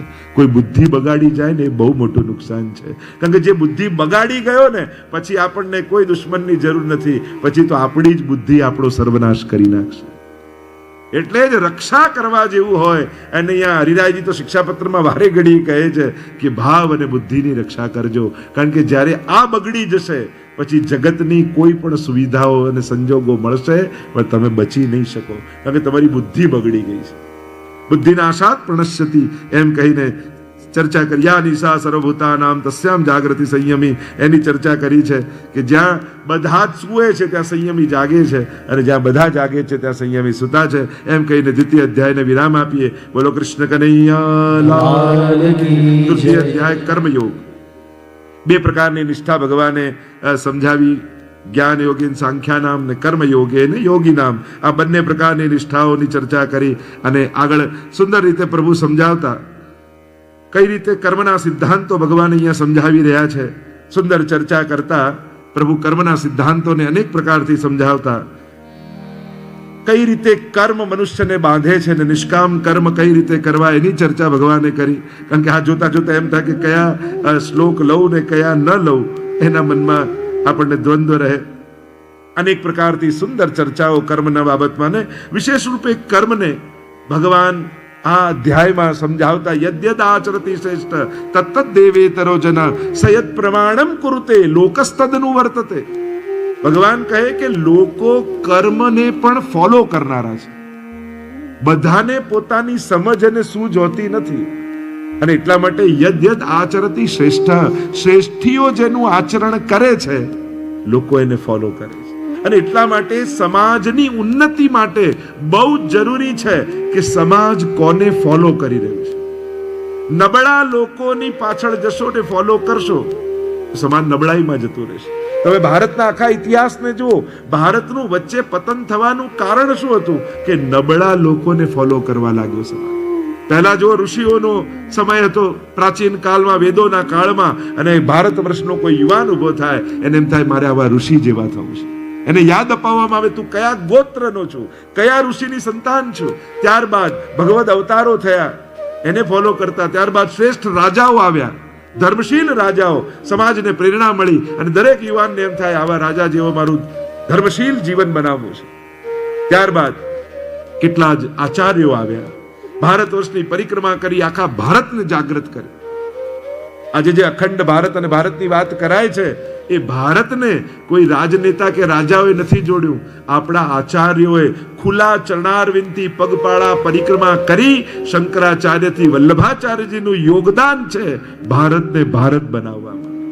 નહીં તો આટલી વિવિધ સંસ્કૃતિ, બધા જ જુદી રીતે ભજનારા, ખાનારા, ઓઢનારા, પહેરનારા, પણ એને એક તાતણે કોઈએ જોડ્યું હોય તો આપણા ધર્માચાર્યોએ જોડ્યું છે, શ્રેષ્ઠ ધર્માચાર્યો. ત્યારબાદ અનેક સમાજ સુધારકો આવ્યા જેને સમાજના દૂષણોને દૂર કરીને યુવાનોને પ્રેરણા આપી. ત્યારબાદ શ્રેષ્ઠ નેતાઓ આવ્યા, એમણે પ્રયાસ કર્યો. પણ છેલ્લા 50 વર્ષમાં આ હીરો ના હિરોઈન અને એને જ્યારે, અને એમાં બી શ્રેષ્ઠ લોકો અને સારા લોકો છે, પણ જેના જીવનમાં કોઈ મૂલ્યો જ ન હોય એવા નબળા લોકોને જો શ્રેષ્ઠી માની લેશો અને સમાજ એને ફોલો કરવા લાગશે તો સમાજ કઈ દિશામાં જશે? સમાજ નબળા લોકોને, કે જેને જીવનમાં કોઈ નિયમ નથી, કોઈ આચરણ નથી, કોઈ શ્રેષ્ઠ મૂલ્યો નથી, એવા નબળા લોકો જો સમાજની લીડ લેવા લાગે તો એ સમાજ પછી ખાડા તરફ જવા લાગે, નબળાઈ તરફ જવા લાગે. દરેક ક્ષેત્રમાં સારા અને નબળા લોકો હોય, પણ શ્રેષ્ઠીઓને એટલે જ મોટી પ્રતિમાઓ, ચિત્રો, નામો આ બધા સમાજમાં શ્રેષ્ઠીઓના લખાવા જોઈએ. કારણ કે સમાજને પ્રેરણાની જરૂર છે. જે સમાજને દિશા વિહીન બનાવવો હોય ને એના આઈડિયલો સમાપ્ત કરી નાખો, એના સમાજમાં આદર્શ લોકોને ખતમ કરી નાખો તો એ સમાજ દિશા શૂન્ય બની જશે. એટલા માટે ભૂતકાળને વારે ઘડીએ વાગોળતા રહેવું પડે.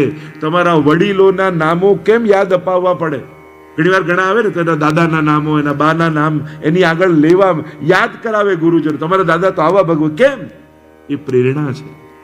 અને સમાજ જો એની પ્રેરણાઓને ભૂલી જશે તો કોને ફોલો કરશે? આપણે બધા જ પ્રાચીન લોકોને યાદ નહીં. અને વૈષ્ણવ સંપ્રદાયની એક બહુ મોટી ખામી છે કે આપણે ઇતિહાસને તુરંત ભૂલી જઈએ છીએ. 84, 252 આદિને યાદ રાખીએ, મહાપ્રભુજીના ચરિત્રોને યાદ રાખીએ, પણ પુષ્ટિ માર્ગને સમૃદ્ધ બનાવવા માટે બીજી 16 પેઢીઓ લાગી હતી. એ ઇતિહાસને આપણે ભૂલી ગયા છીએ. આજે 17મી ને 18મી પેઢી અહીંયા ઉપસ્થિત છે, પણ આજે કરોડો વૈષ્ણવો ભારત વર્ષમાં દુનિયાભરમાં છે એ એમનેમ નથી થયા. ગામડે ગામડે જ્યાં હજી રસ્તા ને વીજળી નથી પહોંચી ત્યાં એક મહાપ્રભુજીની કંઠી પહોંચી છે. એની પાછળ વલ્લભકુલનો પરિશ્રમ છે. એ આપણા ઇતિહાસ આપણે ભૂલી ગયા છીએ. એટલા માટે ઘણીવાર એક ગૌરવનું વિસ્મરણ થઈ જાય છે. આ બધું એમનેમ નથી થયું. તમારા ગળામાં કંઠી પહોંચી એની પાછળ 17 પેઢીઓનું યોગદાન છે. ત્યારે છેક દમલાજીથી લઈ એ જ તુલસીની કંઠી તમારા ગળા સુધી પહોંચી છે. એ જ ઠાકોરજી તમારા સુધી પહોંચ્યા છે. એની પાછળ કેટલા આ પેઢીઓ લાગ્યા છે. અને કેવળ વલ્લભ કુળ જ નહીં, વૈષ્ણવ કુળે પણ એટલો જ પરિશ્રમ કર્યો છે. આ બધું યાદ રાખવું જોઈએ. 500 વર્ષનો ઇતિહાસ અને દરેક 100 વર્ષે ઇતિહાસ લખાવો જોઈએ કે કોનું ક્યાં કેવું યોગદાન રહ્યું છે. ત્યારે આ સંપ્રદાય આટલો સમૃદ્ધ અને નિર્ભીક બનીને તમે કંઠી ધારણ કરી શકો છો, માથે તિલક ધરી શકો છો, ઘરે ઠાકોરજી પધરાવી શકો છો. એની પાછળ કેટલા વૈષ્ણવોએ ગળા કપાવવાની તૈયારીઓ રાખી હતી. ગોકુલનાથજીને યાદ કરવા પડે એ સમયે લાલ ફોજ બનાવી અને ચાલ્યા છે કાશ્મીર સુધી, જહાંગીર બાદશાહ સુધી, અને માળા તિલકનું રક્ષણ કર્યું. તો આ કંઠી એમને આપણા ગળા સુધી નથી આવી. કેટલાનો ભોગ એમાં રહેલો છે. તો આ યાદ કરવું જોઈએ. યદ્યદ આચરતી શ્રેષ્ઠ, શ્રેષ્ઠોને ફોલો કરનારો સમાજ છે. સમાજ એનું સ્મરણ કરવું જોઈએ. આગળ અનેક પ્રકારની ચર્ચાઓ આવતા. હવે જો બધી ચર્ચા અહીંયા અર્જુન પ્રશ્ન કરે છે કે પ્રભુ, માણસને ખબર હોય છે કે આ પાપ છે, છતાં પાપ કેમ કરે છે? કોને ખોટું કરતી સમયે ખબર નથી હોતી કે આ ખોટું છે? પાપ અને પુણ્ય દરેકને, કાંઈ શાસ્ત્ર ન વાંચ્યા હોય ને તો એને ખબર હોય કે શું કરાય ને શું ન કરાય. કોને ખબર નથી હોતી? બધાને. છતાં એવું કયું બળ છે જે માણસ પાસે પાપ કરાવે છે? અથકેન પ્રયુક્તોયમ પાપમ ચરતિ પુરુષ. કયું એવું બળ? અને એ બળ કયા રીતે? અનિચ્છન્નપી વાસનેય બલાદીવ નિયોજિત. અનિચ્છા હોવા છતાંય બળપૂર્વક માણસ પાસે પાપ કરાવે. એ કયું બળ? ત્યારે ભગવાન કહે, કામ એશ ક્રોધ એશ રજોગુણ સમુદ્ભવ મહાશનો મહાપાપમાં વિદ્યેન મિહવૈરિણમ. આ કામ અને ક્રોધ જે રજોગુણથી ઉત્પન્ન થાય છે એ જ માણસને પાપમાં પ્રયાસપૂર્વક બળપૂર્વક જોડી દે છે. આ જીવની કામનાઓ, લાલસાઓ એ જ માણસને ભગાવે છે. આવશ્યકતાઓ દોડાવતી નથી માણસને, ઈચ્છાઓ દોડાવે છે. હસરતों के काफले बड़े अजीब होते हैं, हसरतों के काफले बड़े अजीब होते हैं, गुजरते वहीं से हैं जहां रास्ते नहीं होते. ઈચ્છાઓ એવી જ હોય જેને પૂરી કરવી બહુ અઘરી હોય, જે દુર્લભ હોય. ઈચ્છા એવી જ થાય. અનુકૂળતા જેની હોય, પ્રાપ્ત હોય, એની ઈચ્છા માણસને થતી નથી. દુર્લભ હોય ને એની જ કામના માણસને જાગે છે. આ લાલસાઓ જ માણસને ભગાવે છે. કામનાઓ. પેલું આમ કહેતા ને કે એક દીકરો ભણીને આવ્યો ને પિતાને થયું કે આ ભણીને તો આવ્યો પણ અહંકાર લઈને આવ્યો છે. એટલે કહ્યું કે તું બધું ભણ્યો? કે બધા જ શાસ્ત્રો ભણી લીધા. અચ્છા, તો તું એવું કઈ ભણ્યો કે શું કે પાપનો બાપ કોણ? એનું નામ તને ખબર છે? તો કે આટલા શાસ્ત્રો વાંચ્યા, પાપના બાપનું નામ તો ક્યાંય ના આવ્યું. તો જા પેલા ભણીને આવો. અને એને તો નક્કી કર્યું જ્યાં સુધી ગોતીને નહીં લાવ ત્યાં સુધી ઘરે જ નહીં આવો. અને ઘરે નીકળ્યો તો વિસ્તાર નથી કરતો, સીધો જાવ. અને ચાલતો ચાલતો ગામની બહાર એક ગણિકાનું ઘર હતું. ત્યાં જઈને ઓટલે બેઠો. તાપ બહુ હતો. ગણિકા જો મારા ઘરના આંગણામાં કોઈ બ્રાહ્મણ સંભવ જ નથી. આવો કેવો દુર્લભ સંયોગ. અરે બ્રાહ્મણને જો ઘરે જમાડું, આવો પુણ્ય કરવાનો અવસર પાછો ક્યારે મળશે? આવ્યા બહાર અને કહેવા લાગ્યા કે અરે મહાત્મા, મારા આંગણે કેમ અહીંયા ના બેસાય? ના ના, પણ હું તો ગામની ગણિકા છું. અચ્છા, અરે હું અહીંયા હમણાં ચાલ્યો. અરે મારે ઉભા રહી જાઓ. જો મારા ઘરે 2 મિનિટ બેસીને જાઓ ને તો હું આપને 5 સોના મોર આપીશ. પાપ જાઓ છો ક્યાં? તારે શું છે? હું ગમે ત્યાં જાઉં. સચ કહો તો કર, પાપનો બાપ ગોતવા નીકળ્યો છે. કે આ પાપનો બાપ કોણ? આટલું ભણ્યો પણ આ ભણાયું નહીં મને. ગણિકાએ કહ્યું કેટલા સમય લાગે, મહિના લાગે, વર્ષ લાગે. જો 5 મુદ્રાઓ હશે તો આપને કામ લાગશે. પેલાને પણ થયું કે આ 5 સોના મોર તો કેટલો સમય લાગે ખબર નથી, કામ લાગે. લાવ ને થોડી 5 મિનિટ બેસવામાં શું છે? ઠીક છે, બેસીને નીકળી જઈશો. હા બેસજો. અંદર આવ્યા, બેટા. જળ લઈને આવી કે મહાત્મા જળ પીઓ ને તો બીજી 10 સોના મોર આપું. અરે તારા ઘરનું પાણી મારાથી કેમ પીએ? અરે બાપનો બાપ કેટલા મહિને મળે કોને ખબર? કા હશે તો કામ લાગશે. હા, કેટલા મહિને મળે, પૈસા વગર કેમ ચાલશે? ઠીક છે, એક જ ઘૂંટડો પીશ. હા, એક જ ઘૂંટડો પાણી પીધું. એટલામાં ભોજન લઈને આવી કે એક કોળીઓ લો ને તો આપને બીજી 50 સોના મોર આપું. અરે તારા ઘરનું અન્ન મારાથી કે અરે આ 50 સોના મોર કેટલા 1 નહીં 2 વર્ષે લાગી જાય. પાપનું બાપ કે રસ્તામાં થોડી મળે, ક્યાંથી મળે કોને ખબર? પેલાને તો વાત તો સાચી છે, કંઈક હશે વધારે તો કામ લાગશે. અને જ્યાં કોળીઓ ભરવા જાય ગણિકાએ હાથ પકડ્યો ને કહ્યું મહાત્મા, મારા હાથે કોળીઓ લો ને તો 100 સોના મોર આપું.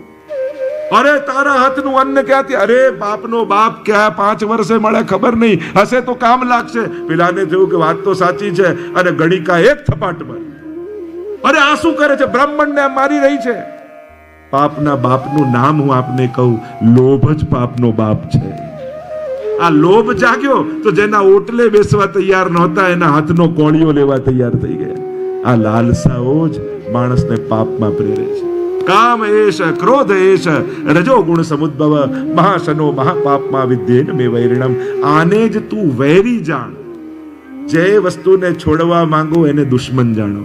ક્રોધ મારો દુશ્મન છે, વ્યસન મારું દુશ્મન છે, ઈર્ષા મારી દુશ્મન છે. આ જેને દુશ્મન જાણીને છોડશો ને તો જ છૂટશો. આમ સુંદર ચર્ચા કરી. આગળ 4th અધ્યાયમાં પણ અનેક પ્રકારની ચર્ચાઓ કરતા પ્રભુ ભગવાન કહેલા બહુની મેં વ્યતીતાની જન્માની તવ ચાર્જુન, કે આ યોગ તો સૂર્યએ કહ્યો હતો. તો અર્જુનને પ્રશ્ન થયો કે પ્રભુ આપ અત્યારે મારા જેટલા, અને સૂર્ય તો અનાદિ છે, તો એ ક્યારે યોગ કયો? ત્યારે ભગવાન કહેવા લાગ્યા તારા અને મારા અનેક જન્મો થઈ ગયા છે. જો ગીતાજી 3 વસ્તુનું પ્રતિપાદન કરે છે. સૌથી પહેલું એક પુનર્જન્મનું. બહુની મેં વ્યતીતાની જન્માની તવ ચાર્જુન. અન્ય કોઈ ધર્મમાં પુનર્જન્મનો કોન્સેપ્ટ નથી. અને એટલા માટે ત્યાં દાટવામાં આવે કે જ્યારે જજમેન્ટ ડે આવે કે ફેસલાનો દિવસ આવે ત્યારે બધા કબ્રમાંથી બહાર આવશે ને ત્યારે ભગવાન ચુકાદો કરશે. આપણે ત્યાં નાશવંત માનીએ, પુનર્જન્મ માનીએ, અને એટલા માટે પુનર્જન્મવાદ. બીજો ગીતાજીએ પ્રતિપાદિત કર્યો અવતારવાદ, કે ભગવાન અનેક અવતારો લઈને આવે છે. ત્રીજું કર્મવાદ, કે કર્મનો સિદ્ધાંત ભગવાન અહીંયા આપે છે એના. અને ત્યારે પ્રસિદ્ધ શ્લોક, જે બીજો એક શ્લોક જે ગીતાજીનો પરિચય છે, અને છે યદા યદા હિ ધર્મસ્ય ગ્લાનિર્ભવતિ ભારત. જ્યારે જ્યારે ધર્મની ગ્લાનિ થાય છે અને અભ્યુત્થાનમ ધર્મસ્ય, અને તદાત્માનમ સુજામ્યહમ પરિત્રાણાય સાધુનામ વિનાશાય ચ દુષ્કૃતામ ધર્મ સંસ્થાપનાર્થાય સંભવામિ યુગે યુગે. ધર્મની સ્થાપના માટે હું આવું છું. અને અનેક ચર્ચાઓ અવતારવાદની અહીંયા કરવામાં આવી. સંભવામી યુગે યુગે, આ અવતારવાદ. પેલો પુનર્જન્મવાદ. અનેક અવતારો લઈને ભગવાન આવે છે. અહીંયા દેવતા, પિતૃ, અવતાર અને ભગવાન, આ ચારોના ભેદ ગીતાજી સમજાવે છે. ગીતાજીના એક એક તત્વોને જો સાર રૂપે કાઢવા જઈએ તો આ ભેદ દેખાય. અને જેને જે ભજે એને પામે. જો એક બહુ મોટી મિથ આપણે ત્યાં ચાલે, ગમે તેને ભજો, જવાનું તો એક જ ઠેકાણે છે ને. મોટા ભાગે આપણે બધા જ બોલતા હોઈએ છીએ. આ અશાસ્ત્રોક્ત વાત છે. જેને ભજો એના જ ઠેકાણે જવાનું છે, એવું ગીતાજી કહે છે. દરેકનો એક લોક છે. જેમ ભગવાન રામને ભજે એને સાકેત ધામ મળે, મહાદેવજીને ભજે એને કૈલાશ ધામ મળે, ભગવાનને ભજે એને વૈકુંઠ ધામ મળે. દરેકનું એક નિશ્ચિત ધામ અને ગતિ છે.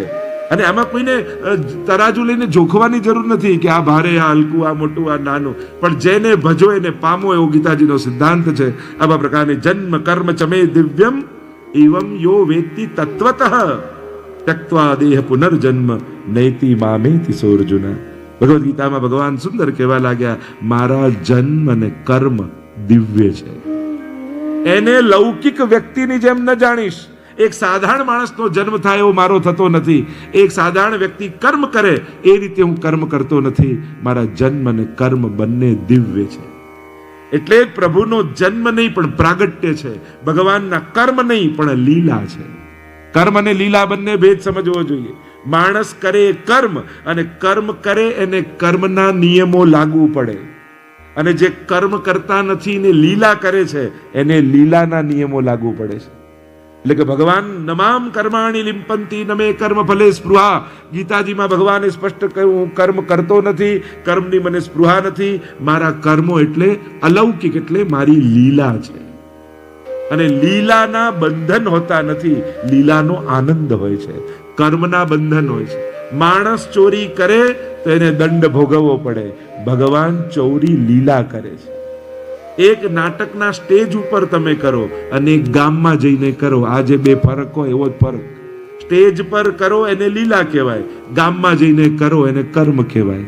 તો કર્મનો દંડ હોય, લીલાનો આનંદ હોય. કોઈ વિલનનો રોલ બહુ સારો કરે નાટકમાં તો એને એવોર્ડ મળે કે સજા મળે? એવોર્ડ મળે ને. અને એ જ કામ ગામમાં જઈને કરે તો સજા મળે. તો ગામમાં કરવું એ કર્મ અને નાટક કરવું એ લીલા. તો પ્રભુ તો લીલા કરે છે. આનંદસ્ય હરેર લીલા. પ્રભુની લીલાઓ તો આનંદને આપનારી છે. એ કર્મ કરતા નથી અને એટલા માટે ભગવાનને કર્મ ક્યારેય પણ ભોગવવા પડતા નથી. ભગવાનને કર્મના નિયમો લાગુ પડતા નથી. એ માખણ ચોરી કરે કે રણ છોડીને ભાગે રણછોડ. બોલો રણછોડ ભગવાન કી જય.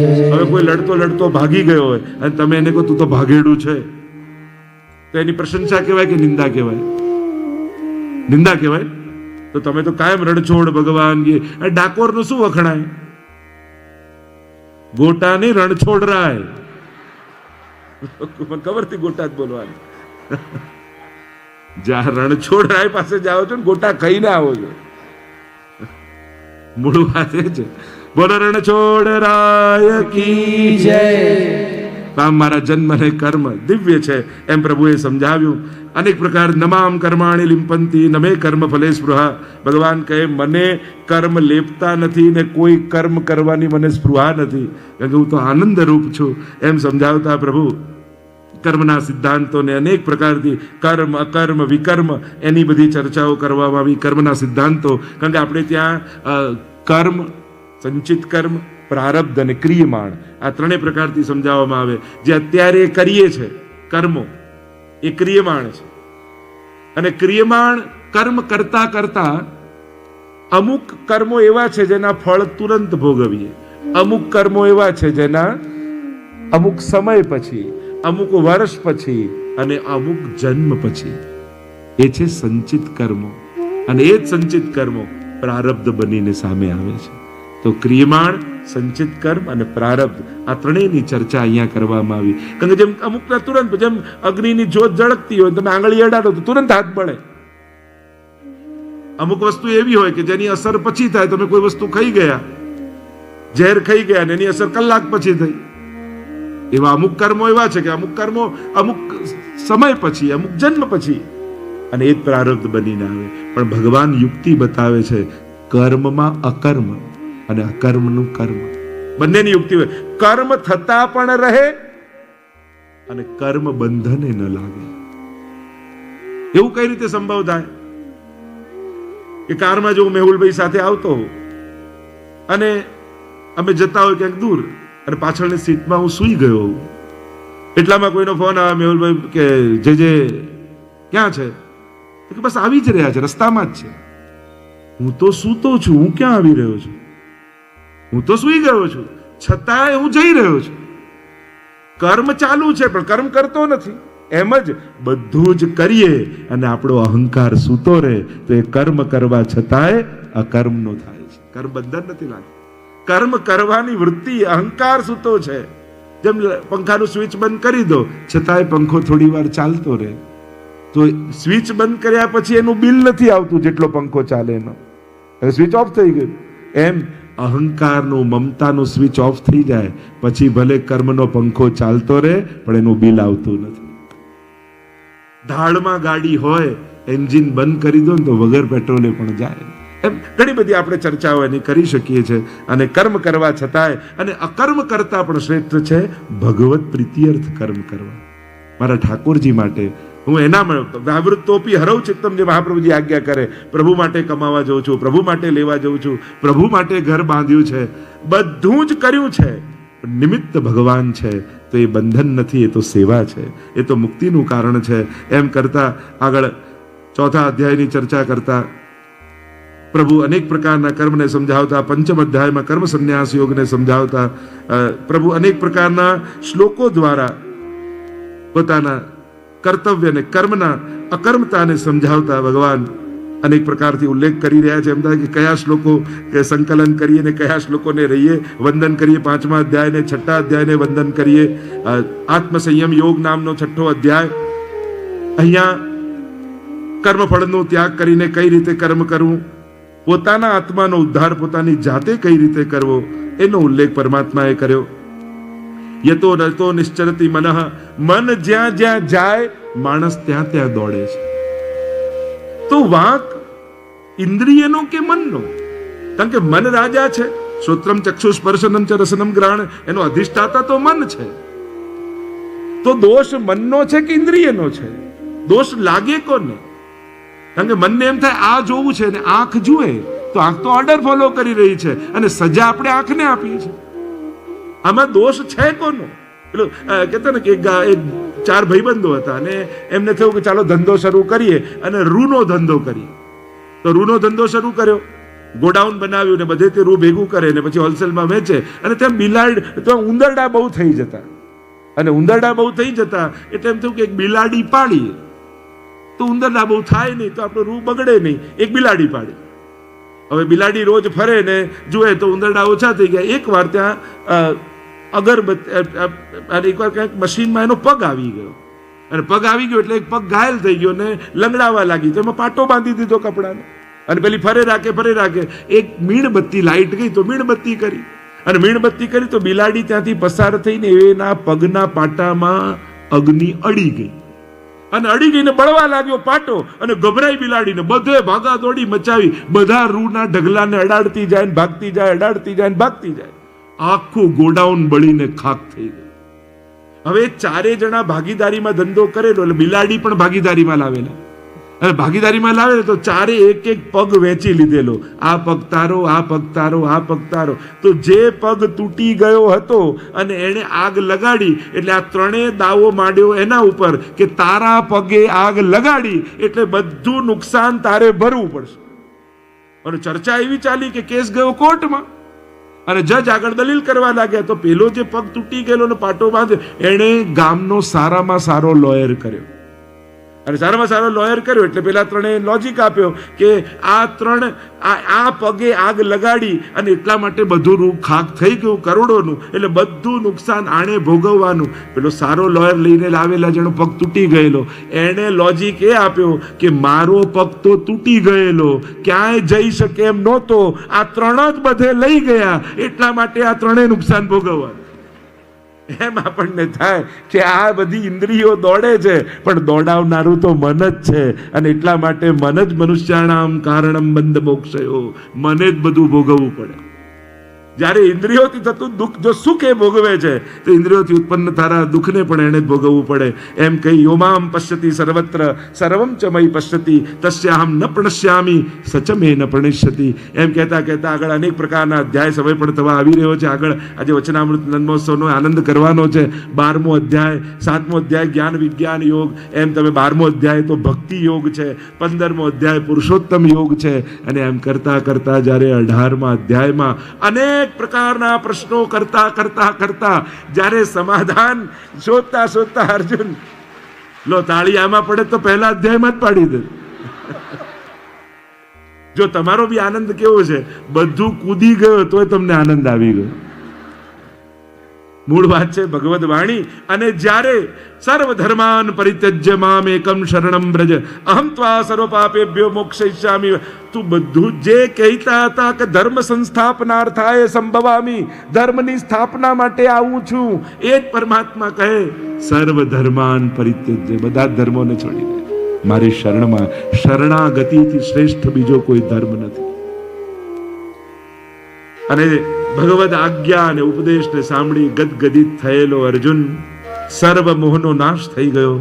ઘૂંટણીએ બેસી 2 હાથ જોડી પ્રભુની સન્મુખ મુખ જોતો, नष्टो मोह प्रभु आपके उपदेशों से मेरे मोह का नाश हो गया. स्मृति लब्धा, એ સ્મૃતિનું સ્મરણ થઈ ગયું. તત્પ્રસાદાન મયા અચ્યુત, હે અચ્યુત આપની કૃપાથી, આ મારી સમજ કે મારો પુરુષાર્થ નથી, ઘણી વસ્તુઓ આપણી સમજતી નથી થતું, કોઈના આશીર્વાદ કામ કરતા હોય. તત્પ્રસાદાન મયા અચ્યુત સ્થિતોસ્મિ, વિચલિત હતો ને સ્થિર થઈ ગયો.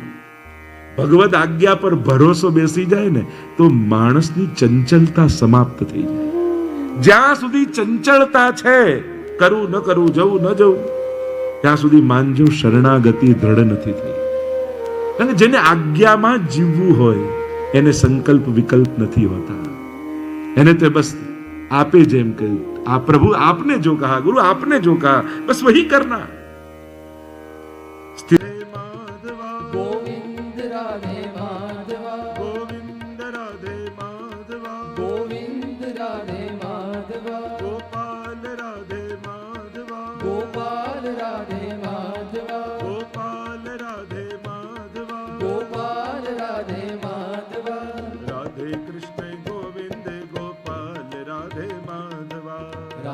कृष्ण गोविंद गोपाल राधे माधवा राधे कृष्ण गोविंद गोपाल राधे माधवा राधे कृष्ण गोविंद गोपाल राधे माधवा गोविंद राधे माधवा गोविंद राधे माधवा गोविंद राधे माधवा गोविंद राधे माधवा गोपाल राधे माधवा गोपाल राधे माधवा गोपाल राधे माधवा गोपाल राधे माधवा राधे कृष्ण गोविंद गोपाल राधे माधवा राधे कृष्ण गोविंद गोपाल राधे माधवा राधे कृष्ण गोविंद गोपाल राधे माधवा राधे कृष्ण गोविंद गोपाल राधे माधवा राधे कृष्ण गोविंद गोपाल राधे माधवा राधे कृष्ण गोविंद गोपाल राधे माधवा